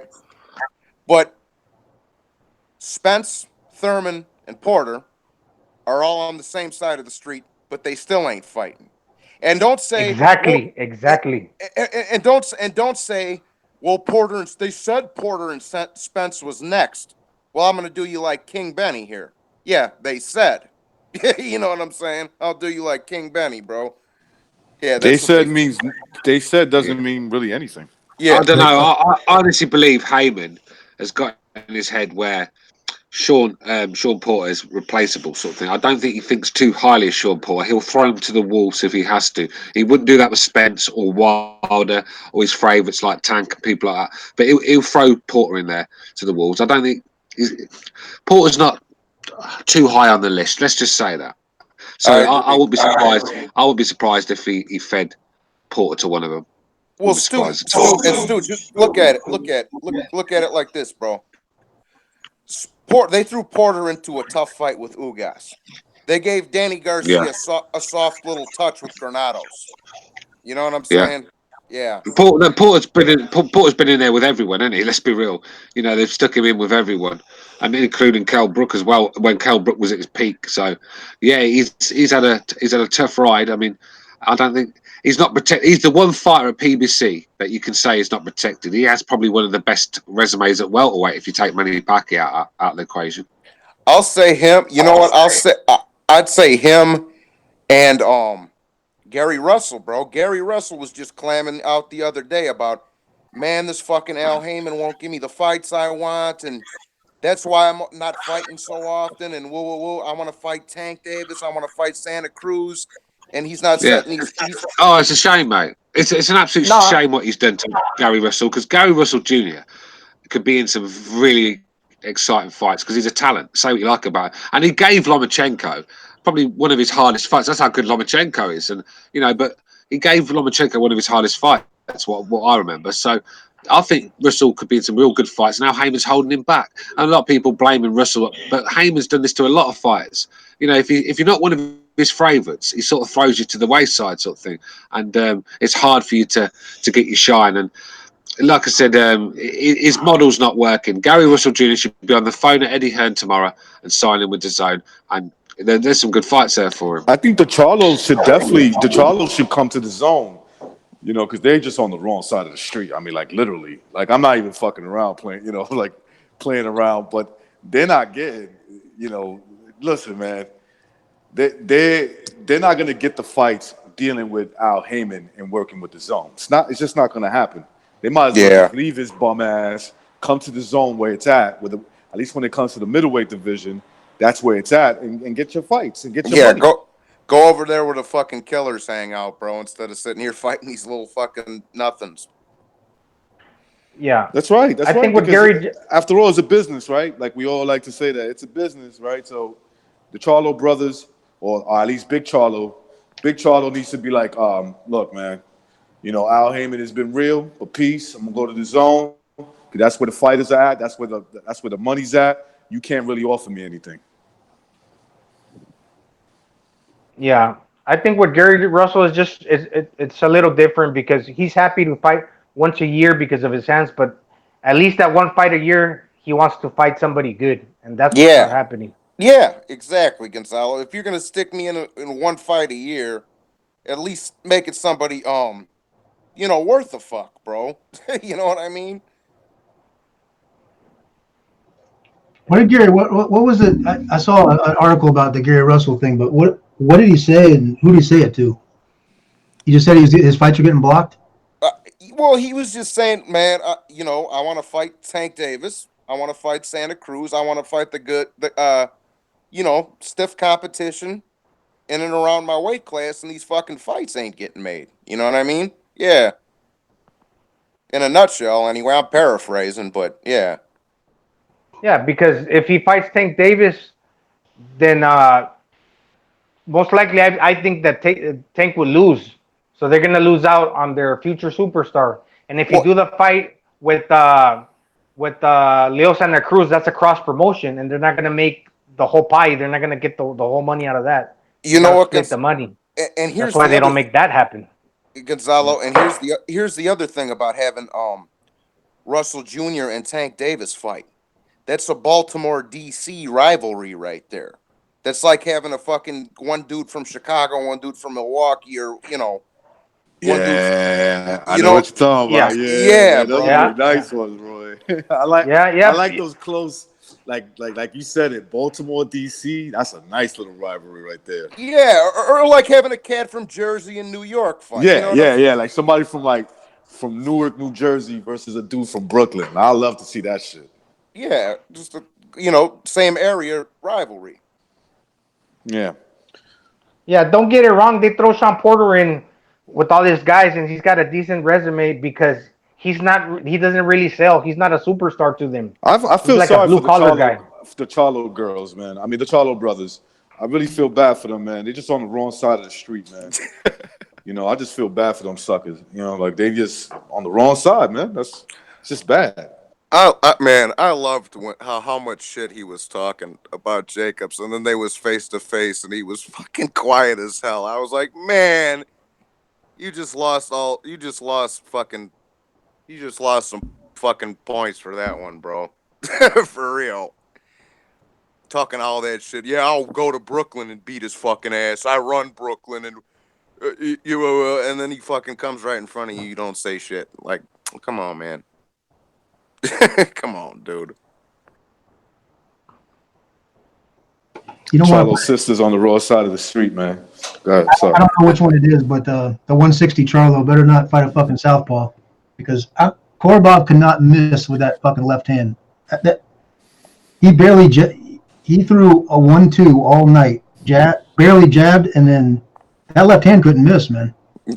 Bro, he was hitting him flush scraping him with straight left hands on some Manny Pacquiao shit. Like lead lefts. Lead lefts, All this shit that Canelo always got because of a close decision with Erislandy Lara, undefeated at the time, Erislandy Lara. And then he also fought undefeated, Austin Trout in 2012. He won that fight when he was 22, 21. Yeah, when Trout just was coming off a win out of beating Miguel Cotto, right? So we're always shitting on Canelo then. But then fucking 28-year-old Jermall Charlo loses to a 35-year-old guy who was coming out of they just brush that aside. It never happened. He's a bum, man. He's a bum. He's just a bum. He's on the wrong side. I'm talking to you, low place, man. I see you in the chat, man. No, I can't let you in the hangouts, man. Yo, low place. Your boy's a bum, man. He's on the wrong side of the street. He's on the wrong side of history. He's a bum. He needs to dump Al Heyman and get on the best side, the zone. That's where the 160 middleweights are at, man. This is what kills me, bro. You think I'm giving you some kind of props because you're undefeated and you keep just fighting chumps back to back? Like, no. I don't give a fuck, bro. You can be 100-0. If you going and whipping some dude with the fucking clerk's ass at Walgreens, bro, you get no props for that shit, bro. Come on, listen, man. I'm gonna address this to low place because I've had arguments with. Look, I'll go on his show and I'll debate him with it, and he lets me say my point and whatever. So this is for him, right? His thing is Crawford's on the wrong side of the street. He did this purposely. He re-upped with Bob Arum, therefore he doesn't want the fights. Listen, Charlo could have joined the zone. He decided not to. Therefore, by your theory, he's a ducker. 160 is where it's at. It's at the zone, not on Al Heyman's side. Okay. What's he gonna do? What's he gonna do? And it's not like he's Errol Spence Jr. and the other side you have Crawford. He's nowhere near Spence's level. No, he's nothing. First of all, Al Heyman don't like the bigger Charlo or any of the Charlos the way he likes Spence. I mean, that's obvious. You know what I'm saying? That's obvious. Like we know who he's invested, who he'd rather be invested with. Yeah. Especially after the last two performances of the Charlos. I mean, it's going to be hard to... You almost can't blame him, well, right? Yeah, it's going to be hard to fool people because usually you can fool certain boxing fans but when he's sticking Korobov in there with 3 days' notice, that doesn't have a decent win on his resume in years, and this guy's basically beating him on some people's cards, then the act is over, sort of thing. He has to go back to the drawing board, and I think there's a long way for him to go before we start talking about these champions. Charlo's nowhere near ready for the likes of Triple G, Canelo, and he's Joe, and Andrade, any of them. Go ahead. Here's a question to the guys, to the panelists. Do you guys think that, because Charlo's already 28, 29, maybe even 30? Do you guys ever think he can be? I mean, we won't know until those fights actually happen. But do you guys think that he's? Because I'm with you. I don't see no progression in his fighting game. Do you guys think he could beat those guys? Like no. If you not now. I mean, if you haven't improved at 29, then I mean, I don't see a Bernard Hopkins in the making, do you? Where he's the fucking alien at 50. No. So I mean, no. I just don't see that. I don't see he doesn't have that kind of stomach. In other words, mentality. Also, yeah, he don't have the stomach mentality. Yeah. These top guys like Triple. Go ahead, Apology. Wait, let Apology talk. Apology, go ahead. Yeah, go ahead. I'm waiting. These guys like Canelo and Golovkin don't need Charlo to cement their legacy. Like, is Charlo any better than Martin Murray or any better than Lara or any better than Jacobs, which Canelo is fighting and GG already fought? So I don't want to see that fight because he hasn't proved to me that he's any better than these guys. And Triple G and Canelo doesn't need him. Like, Charlo needs them. And that's why the arts try to cash out. That's why Haber's trying to cash out with him. Yeah, they always go back to that WBC excuse where like, oh, the WBC mandated Charlo to fight him. They cling on to that shit. But I don't give a fuck what the WBC, the IBF, the WBA. I don't care. You know these rankings are bullshit, man. And here's the thing, bro. We're not going to know if he's ever going to be ready for Triple G or Canelo or anything even remotely close to that if he keeps fighting bums, bro. You got to give him some adversity to see how he even fucking handles that, dog. And we saw what happened when a 40-year-old Korobov, who took the fucking fight on 5 days' notice, hit to him. And you're telling me this dude's gonna knock Granite fucking Triple G out? Get the fuck out of here. Johnny boy. Yo. Not only did he take the fight in 5 days' notice, he was preparing for an 8-round fight at a higher weight. And he's 40. Yeah, imagine if GGG or Canelo went 12 rounds with Korobov. They'll get criticized to the end of time. No. Yeah, it would have been over. Right. Yeah. I think Korobov was preparing to fight an 8-rounder, I think. But he got the call and he fought. And they don't even. And Charlo's camp, they don't even mention Korobov's name. It's like he doesn't exist. Like that. It's like that fight never happened. Like there was no talks of a rematch or anything. They just moved on. Yeah, the problem with him is. Go ahead, guys. Go ahead. So you think he would have put that right, wouldn't you? You think a lot of people said he lost that fight.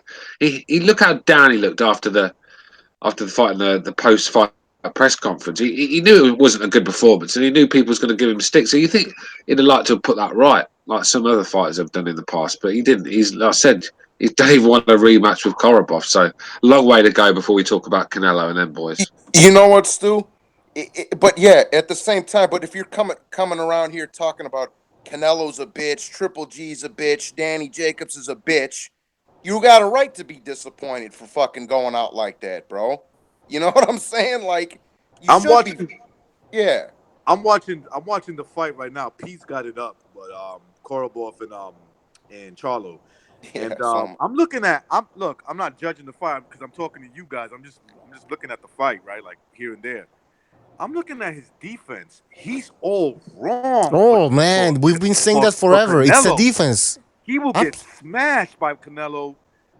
I still say Triple G would jab his head off. Look how low the hands are. Look. Recognize. You know what I was hearing? That Charlo was gonna pin Canelo on the ropes and then just pummel on the guy. I mean, are you fucking serious? That big head of his can hold those punches. Listen, I don't even think Charlo wouldn't even land clean on Canelo. Canelo's body movement, his head movement, superb. He parries shots, his shoulder roll. Look how he was on the ropes. He was on the ropes, letting Golovkin tee up on him.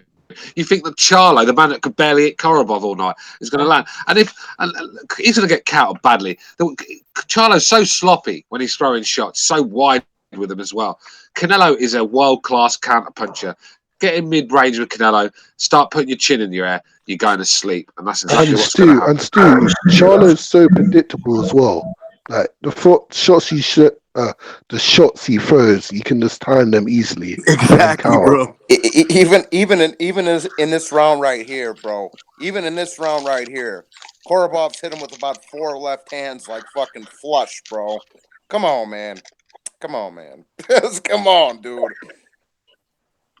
Look, I'm not saying he can't switch. A man can't switch their style of fight more responsible according to the guy that they're fighting. I'm not saying that. What I'm saying is this guy's not.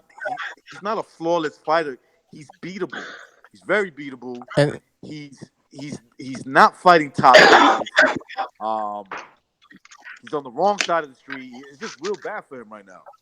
yeah, also, it's not like we're making an assessment of Charlo's skills based on one fight. It's obviously that fight with Korobov we're making. It proves that he really isn't that good. But this has been happening for a while now. All his fights, we've seen all these mistakes that he makes. So, he's been exposed basically throughout his career. No, he's the boogeyman, Bucho. That's right. He's the boogeyman at 160. That's right. But remember, Eddie Hearn wanted this guy. He wanted to sign him. He wanted to bring Charlo over there to the zone. It was Charlo that, from the way I understand it, anybody can correct me if I'm wrong, but Charlo said, nah. They signed a rematch for the 54 Charlo against Tony Harrison. They signed that rematch, didn't they? They set that fight. Yeah, I heard that. I don't know when it's going to take place, Pete, but I heard that it was signed. Yeah, I mean, that's the thing about Eddie Hearn. Gets very excited about certain fighters, really excited, and he needs to calm down a little bit because he's going to end up making a decision that's going to end up costing him a lot of money because he's too emotional. Like the way he was going on about Tank Davis. I know Tank's a good fighter, but yeah, he was offering Tank ridiculous money. Same with the Charlos. The Charlos, I mean, he could have offered the Charlos millions of dollars, and he could have got a performance like that. And then where does he go? You're not getting your money back with performances like that, are you? You know what, Stu? I think he needs to calm down a little bit. Oh, sorry, but yeah, you know what, Stu? Fucking what you said before about Bob Arum being a little bit out of touch because he's older than that. I agree with that. But at the same time, at least he's trying to get Crawford and Lomachenko these big fights. Every fucking interview, he's saying, call Al Heyman. No, but I understand you understand correct. And my argument's not about that because Bob will make any fight with anyone. He'll do the business. My problem with Bob is promoting of the fighter. It's just something missing with his promotion. Seems like Terence Crawford, right? It was a corpse in that build-up with Amir Khan. I had to check twice to see if he was alive or not. I mean, it was like someone had frozen with a remote control. Yeah. He had just no energy, just no build-up to it. I wanted him to talk, trash talk Khan, talk about flying carpets like Angel Garcia did or anything like that. Just spice it up a little bit. Do you know what I mean? Just spice it up. This is your fucking... The more people watch, the more money Terence Crawford gets. And he didn't give a flying shit, did he? And Bob maybe should have... Like Eddie, he gives them kicks up the arse. He look at David Price. Look what he did to David Price. He made David Price go in there trash talking that Ali guy. Because everyone got sick of the same old robot Price. It's not selling, is it? So you have to try and spice things up. You've got people excited. And that's what you have to do. Terence Crawford, I mean, this guy... It's amazing. But I'm going to play devil's advocate. You don't want to do anything to get the viewers. Stu, I'm going to play devil's advocate here. And, a lot of people complain when... I mean, actually, yeah, we complain when there's boxers that are too flashy and too crazy outside the ring. And we keep saying, well, if they could actually start behaving, we would maybe start liking them. And Crawford is not behaving like a maniac, like an animal, like a buffoon. Yeah. So what would you say to that, Stu? Can you just repeat? Well, it's not a question. I'm just saying that sometimes we complain that some fighters are crazy outside the ring. They're buffoons, right? And now that we have a guy like Crawford that's behaving normally, we start shitting on that guy. But there's I mean, it's normal just sitting there like a fucking like flexible foamed balsa wood for 15 minutes, not saying a word, just a fucking zombie. I mean, let's be real. I'm not saying be a dick like Broner and be corny like Wilder. I mean, Wilder's fucking corny, isn't he? He makes you cringe when you watch him. Yeah, shivers down your spine. That's what it does. I'm on about just spice things up. Get nasty with Khan. Tell him about you got a glass chin, Khan. You're always sleeping on the canvas. Tell him about him going to meet his fucking God in heaven or something when he fought Canelo. Just whine the guy. Just try and spice things up. Get Khan angry. Everyone gets excited. That's what you got to do. Because look at the amount of Eddie Hearn cards. He has fucking built a lot of cards up that are trash on paper. Yet he'll get them to fucking beef, and it gets people watching, and they end up being decent watches. Do you know what I mean? Where a lot of people tune in, and that's what you got to do. Even with the trash, you make the best of the trash you've got. But Crawford's a world-class talent, and it's like he sits there with an entitlement that everyone's got to tune in because I'm Terence Crawford and I've got a slick jab. It doesn't work like that. I'm gonna play a nice medium here. Okay, check this out. Now Crawford being quiet. He's just being himself, though. Okay, now hear me out real quick. Hear me out. He is just being himself, and that's what I like. He's not fucking putting on no Academy Award-winning performance like Deontay Wilder. You know what I'm saying? He's going up against Daniel Day-Lewis for Best Actor. But anyways, I agree. He should be a little bit more outspoken, sell the fight, but at the same time, don't be a fucking jag-off like Broner and Tank and the rest of these guys. But the dude's just being himself. He's a quiet motherfucker. No one's asking you to be. No one's asking you to be corny. You know, no one's asking you to be corny. Just fucking just spice things up a little bit. I mean, I agree. Yeah. I agree. The reality of the situation here with Terence Crawford, he doesn't have the greatest personality. Him or Errol Spence, for that matter, they both have a pretty dull personality. Good luck selling that fight to the casuals. I mean, the hardcore will buy it, but as a pay-per-view, good luck with that.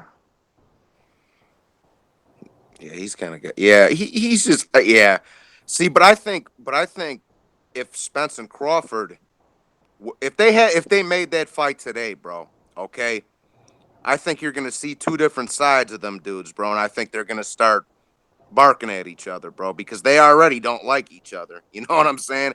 I think you're gonna see a different side of them. It's just Crawford's a hard guy to look at. That's a great point because they got beef between each other. The thing about Crawford is that I didn't think he had a fucking. Well, first of all, with these top rank shows, you really just see the the final press conferences if you see anything, and I think like Spence too. You know, I think these guys are in the middle of these guys are cutting a lot of weight. You don't say anything at all, but then you see him talking to Spence at that Wilder fight. He got a fucking personality. He can talk. You know what I mean? That's the first time I've ever seen him. I mean, it wasn't like a trash talk, and you could tell they were actually friendly with each other. Kind of came out of their shell a little bit. I mean, yeah. I mean, it's not like I just thought Crawford was kind of just like a nitwit, you know, like just a dumbass. But in the pre-fight, I don't know. He don't say too much, and in the ring, against lesser opposition, he's kind of a dick, with the tapping on the head and the sticking his tongue out. That's when he seems to really show some personality, and it's obnoxious. That's It's just he only sold 150,000 pay-per-views, I believe, with Khan. Now that's an upkick from 25,000. That's pretty good. The one before. Amir Khan, the international superstar. Sorry, Gonzalo, carry on, bro. I was just saying, people get blindsided by Khan, thinking he's some international superstar. This guy can't even sell in the UK. He's no big draw in America. What did Bob expect? The Khan, the man that's known for sleeping on the canvas. That's what he's known for. Google Amir Khan. If you don't get the Bollywood dancer, you get the fucking you get King Khan sleeping on the canvas. That's what you get. The first pitches you get. So I mean, it's never going to be a sell. I mean, what great win can Khan bring to the table? Marcus Madonna in 2013, whenever it was. I mean, come on, man. 2010, 2011. You know I what I don't know hate? when it was. Something like Yeah. that.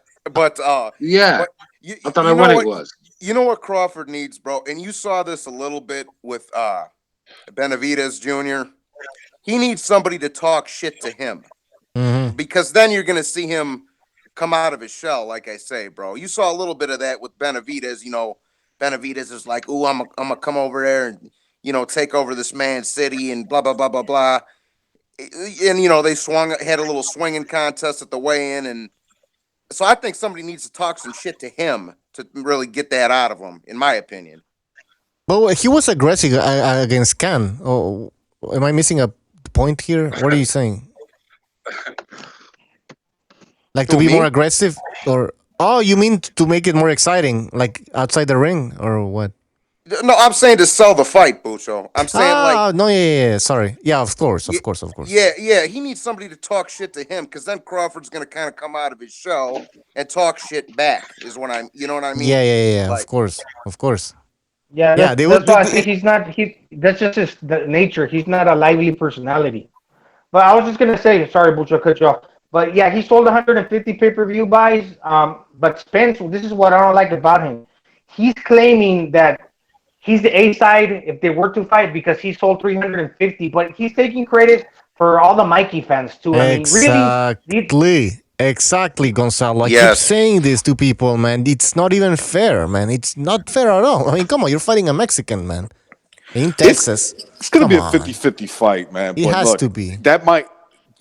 Spence might use that all the way through. You know what I'm saying? He might use that all the way through, Bucho. I don't like it, you know, personally, because I think they're pretty much even. And I think that the fight with Mikey had a lot to do with that. What was it, 400,000 or 300? Whatever the fuck it was, right? It was big compared to Crawford and Khan. But listen, I gotta say this, man. Crawford is not doing good, man. He is not doing good when it comes to pay-per-views. I think Bob needs to keep him away from pay-per-view for a little while. But it's not his fault. It's not Crawford's fault. It's not. It's not. I don't think so. Okay, they're putting him against Amir Khan. You know, come on. Everybody knows that Amir Khan has no chin. So there was no excitement for the fight. I mean, basically the question was, when is Khan gonna fucking get knocked out? That's what. No, but who's gonna pay for that shit? Come on. And then the post-all fight, come on. Well, also, I have to say this, but it's also Crawford's fault for not being aggressive against post-all. He fucked it up in that. Pete said Crawford dice Clay. You're so right, Butcho. Though. Sorry, Pete. You're so right, though, Butcho. It only takes one bad performance on a big show that can really set your career back. Guillermo Rigondeaux will tell you that when he was on the Mayweather undercard and he threw 6 punches around, absolutely stunk the joint out, and he never recovered from it. He was always known as the guy that could fucking send a speed freak to sleep. I mean, it was just embarrassing. But go on, Pete.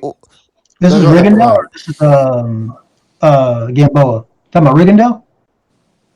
I was just saying about Rigondeaux, where he had his opportunity on a big stage and he blew it by throwing 6 punches around, and he never recovered from it. He was always known as that guy that could send you to sleep and bore the joint out. Yeah, and that's what with Lara, he got a big chance against Canelo Alvarez on the big show. All these casuals are tuning in and watching.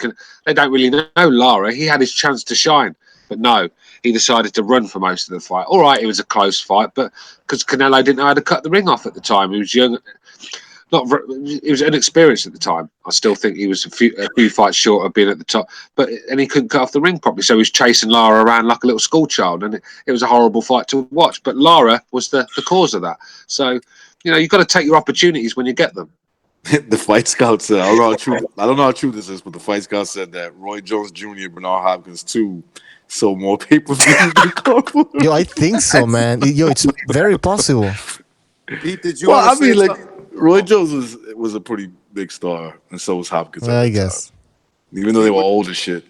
Pete, were you gonna say something, bro? Only that the platform that Spence and Garcia were on with Fox, I will say this, like, I take it straight up the ass every month for cable, like my man Matrix does, But with Fox, they got so many fucking, not just Fox Sports, but they got so many channels.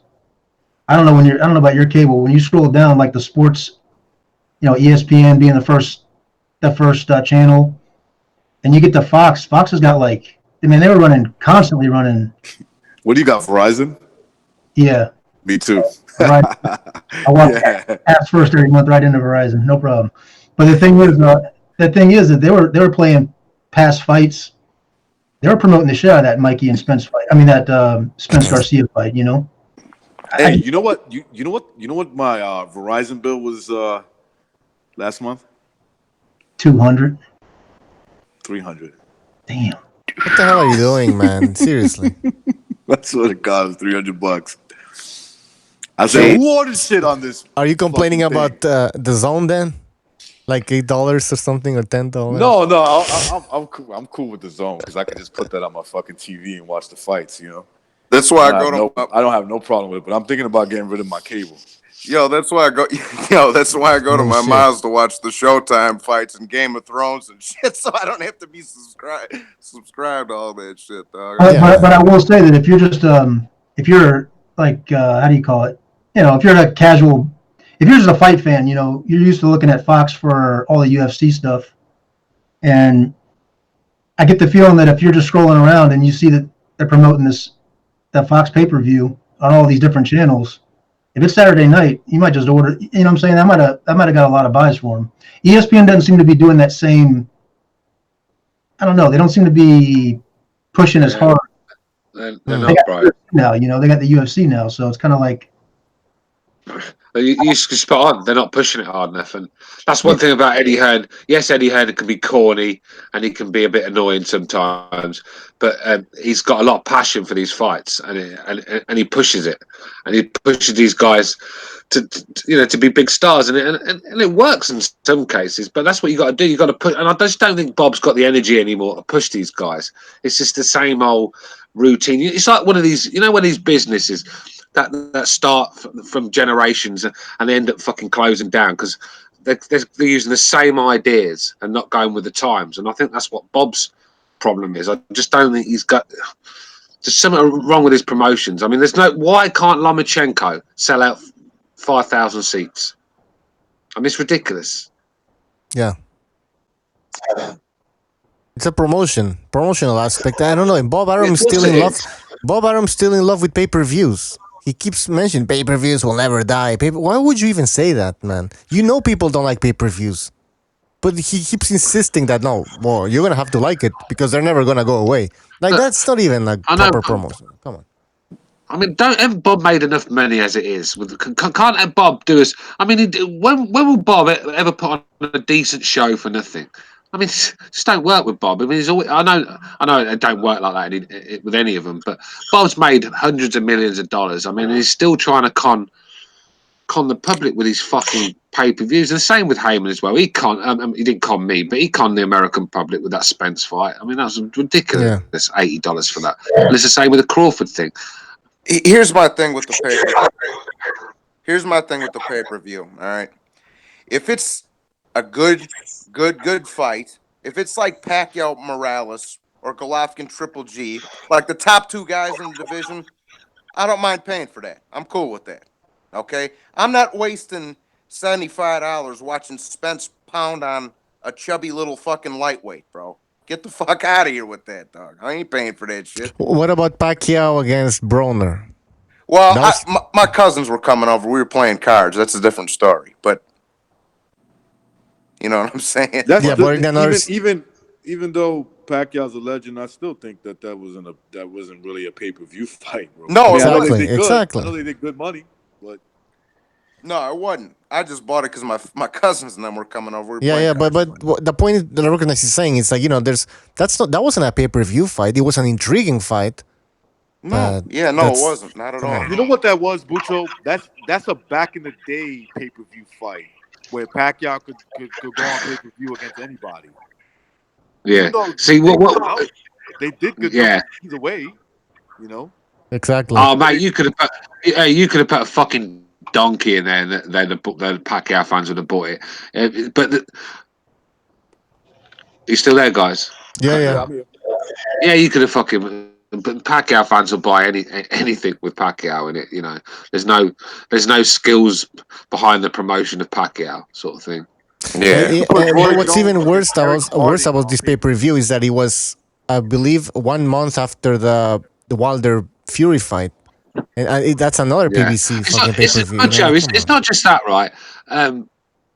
Fucking hell, no, like you said, pay-per-view's dead, and Bob's just trying to keep pushing. But the thing is, Bob won't give us. And when you do a pay-per-view event, you have to have a strong card. So you bring other big names on the show. All right, you might have to pay the top guys a little bit less, but you're getting a bigger fan base because let's be real, certain fighters have fan bases. So the more big names you have on the card, the more people are going to buy the event. But Bob don't do that. He'll stick one main event on and then just trash underneath it, and that's Heyman's problem as well. I mean, if you're going to stick a strong card on, then you have to have it stacked, and I think that's what's lacking with the pay-per-view. I mean, that's the only way it can survive. That's true. That's true. The pay-per-views nowadays, they got a headliner, and then the undercards are usually shit. Yeah, of course they are. Yeah, Bucho just made a very good point too. Check this out, bro. I doubt it. The PBC. Me too. The PBC gave us 3 pay-per-views in 4 months: Wilder Fury, Pacquiao Broner, Spence Mikey. The only one I bought was Pacquiao. I watched all 3 of them, but the only one I paid for was Pacquiao because my cousins came over and shit. We had a little, some drinky poo, played some 7-card, and In fairness, they all did good too. Yeah. Just being fair, they did good numbers. Considering today, that really nobody buys pay-per-views. There's other ways to watch fights now. Yeah. So what does that mean? They're gonna keep doing it? Of course they are, Bucho. You know that because they're making money off of it. So Listen, some fights are worthy of pay-per-view. You can't pay these guys enough out of your own pocket to justify it. Don't get me wrong, it's smart too. Like, look, What's that? Wilder Fury. They knew that they had a UK market. Yeah, I got no problem with that. I pay for that. But I'm saying like with the PBC, if they're gonna make a fight in-house with the PBC, it's gonna have to be pay-per-view, man. Unless you got to think about their only streams of media are Fox, which is regular Fox, which are going to be you got to expect showcase fights out of that. But if it's going to be like a Spence, a Thurman Garcia or something like that, or any Porter or Spence fights, unless Showtime buys it, which they had to put a gun to their fucking head to buy this Crawford Brazil fight. Wilder Brazil fight. That was right down to the wire. Almost went to purse bid until Espinosa stepped in and bought it. Aside from that, they're going to have to put them on pay-per-view. I mean, that's really the only. They don't have a platform. Yeah. Well, that's what I say, Pete. Like, if it's some shit like Golovkin and Canelo or Pacquiao fucking Marquez, I don't mind buying that on pay-per-view, but I'm not just buying bullshit. I'll buy all that shit. I hit that remote control like a fiend. Yeah, you might play bullshit from time to time. What I don't think is so good was what you guys were talking about a few shows ago, which is like ESPN Plus. You got to get the app, and then you got to buy the pay-per-view through the app and stream it. I mean, I understand it's not that it's doable. You can make it happen, but I'm not fucking around on a computer with a torrent and a stream and it freezes. I'm not fucking. I got to know about apps now. You know what I mean? I just want to go to channel 101 or whatever it is and pay for the bitch. That's all I want to do. That's what really. I think if anything's costing ESPN anything, it's the shift to that. Do you guys remember these cards aren't stacked anymore? They're not stacked anymore. Yeah, but there's also I think like pay-per-view fatigue. I think it's called. You know what I mean? Like that happened in the late 2000s, I believe. Or no, was it 2005, 2007? Those 2 years were crazy. We had like Winky Wright against Bernard Hopkins. We had like Pavlik against, I don't remember who it was. One of those Pavlik fights. against Jermaine Taylor. Anyways, that was the worst, man. It was pay-per-view after pay-per-view after pay-per-view. That's when I started going like, okay, man, this is pay-per-view fatigue, man. And this is what you have to. Yeah, You'd go have ahead. to be a complete fucking psycho to buy a Bernard Hopkins pay-per-view to begin with. Yeah, that fight was boring as hell, man. And so I hope we don't get this. And again, you know what I mean? Because like I guess we had 4 pay-per-view fights in the last 5 months, I believe. Yeah, pretty- that's right, Buto. Yeah. Yeah. Wilder Fury, Pacquiao Broner, Mikey Spence, Crawford Khan. Yeah. Yeah. And we would have gotten another pay-per-view with Canelo-Jacobs, but because of the zone, now it's no longer a pay-per-view. So that's good. That's off the table, you know? So in a nutshell, that's once a month. In a nutshell. Yeah. Yeah. I don't know. That's too for me. That's too much, man. And I know they have to pay fighters, but maybe they have to find another way. I believe, because then they're gonna start seeing a decline again in pay-per-views. Maybe these pay-per-views did okay, but trust me, if you keep doing this shit, no one's gonna start buying them. I think they're down in general. You know what I mean? I think there's no doubt about it that they're also releasing numbers that, you know, it's the promoters releasing these numbers too. There's really no way to track, you know, how many actual pay-per-views were bought. But between the streaming and I got the fucking Fire Stick and the fucking, what do you call it? The hacked fucking. My cousin set me up with some hacked Fire Stick. You got to go to fucking Kobe and all these goddamn torrent sites. I don't have time for this bullshit. You know, I just. But I think what they're doing though, Pete, I think they're taking a loss to keep their fighters in house, stop them going to the zone. I mean, I can't believe if they paid Khan 6, they would have paid Crawford more than they actually made in that fight. They'd have took a hit, and I think maybe Errol and Spence got Spence and Mikey got 8 million each. That would have probably broke even, probably. So I don't think there's a lot of money to play with. They're willing to take a hit to keep the fighters in camp, I think, to keep them away from the zone. I mean, yeah, the zone's giving you a fight for $8, really. For $8, I mean, it's a month to month, right? So what is it? What is it if you go month to month? It's like $20 a month. 20, yeah. So you could. I mean, there's really no way to track how many subscribers they got because, you know, people. I mean, for $20 this month, you could see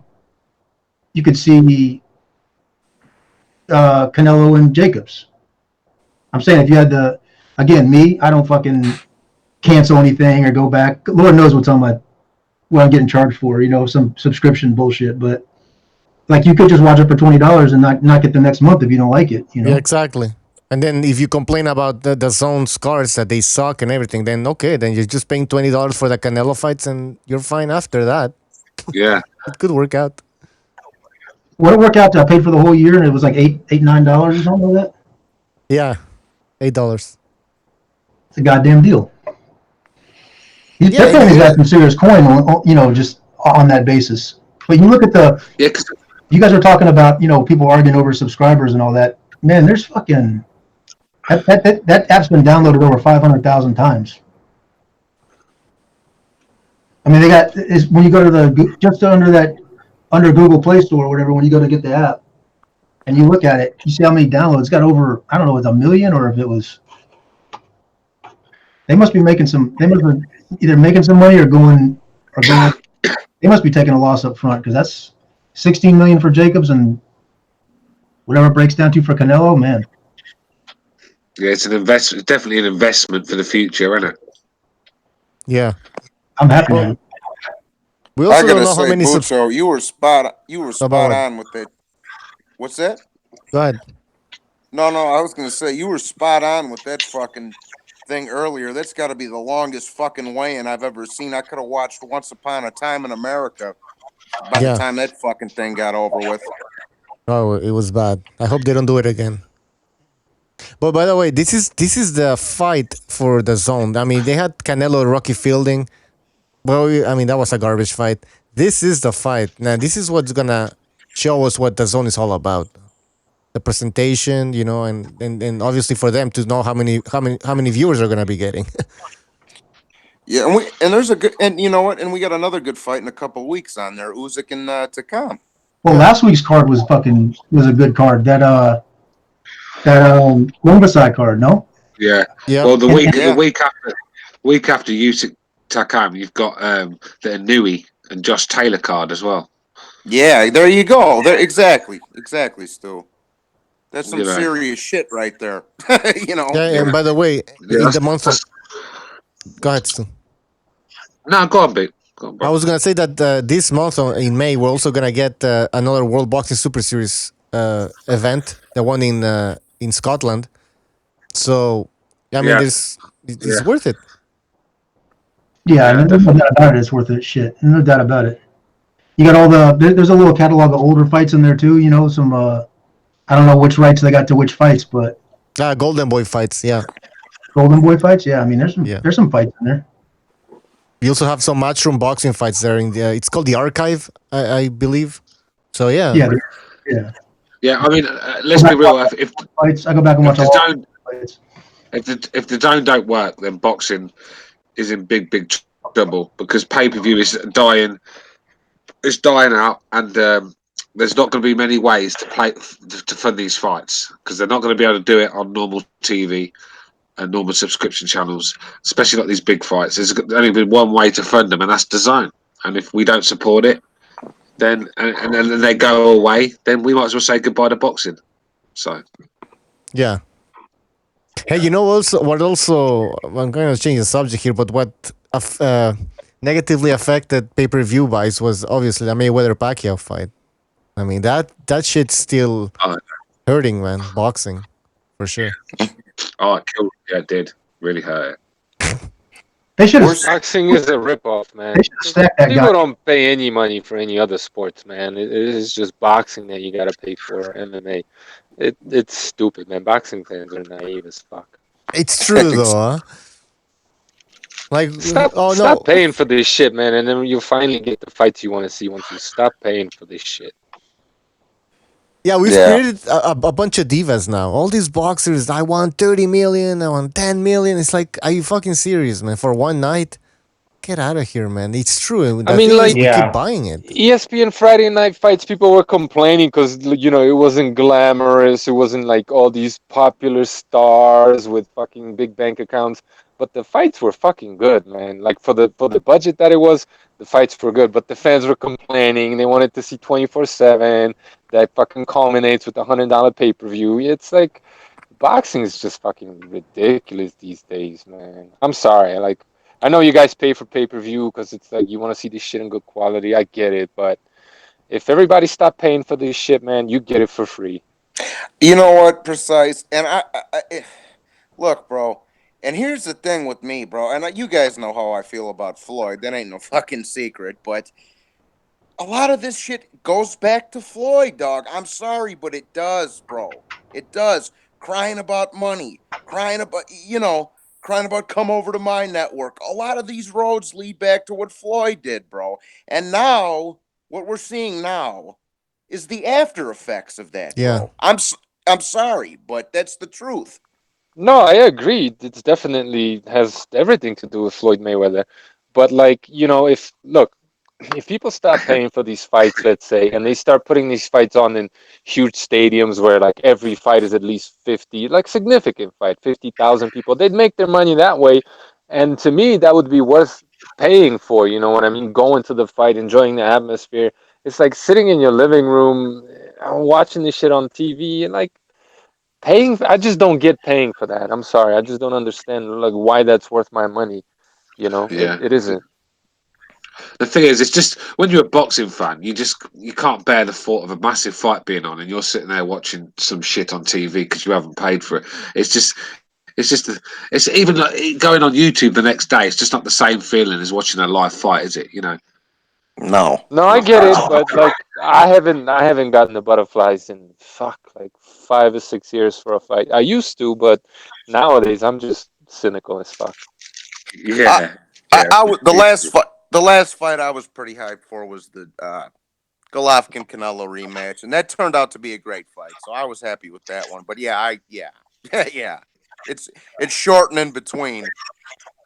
Hey guys, we're gonna have to end the show now. It's been a few, like almost 4 hours. Yeah, I'm going to bed myself. Yeah. Tired. All right, guys. Thank you for All right, coming. fellas. Thank you. In a bit. Take care. Everybody in the chat, just a few Later. shout outs. The Fight Scout, Jason Bourne, Nopal Castellanos, or now Boxellanos is his name. We also had Red Glove Militant, Jay Smooth, Coran Bread, I think I said his name before, Cachnello. Who else was here, man? Triple JJ, Mr. BDA was in chat as well. Virtuoso, Box88. Everybody who donated today, thank you very much. Chris K, John Gonzalez, Virtuoso. And also, we have the patrons of sorry, not patrons, super chatters of the month. They are gonna be in the credit screen later on. So thank you guys for being the super chatters of the month. We'll see you next time. Take care. Disappointed in every one of you. I'm sorry, I don't mean to offend you. I'm disappointed in every one of you. I kiss you on the mouth. No, I'm not cool with that. Just, I'm sorry. One more time. I'm disappointed in every one of you. You know, your son looks like a fag to me, totally. I'm disappointed in every one of you. Yo. Disappointed in every one of you. All right, come on. Honestly, I can't do it no more. I'm disappointed in every one of you. Let me tell you why. It's gonna be all right, Nicky. Go ahead. Shoot. You just killed a fucking man. What are you going to do about it, asshole? Don't be afraid. It's just an asshole. What are you going to do about it, asshole? What are you going to do about it, asshole? Asshole.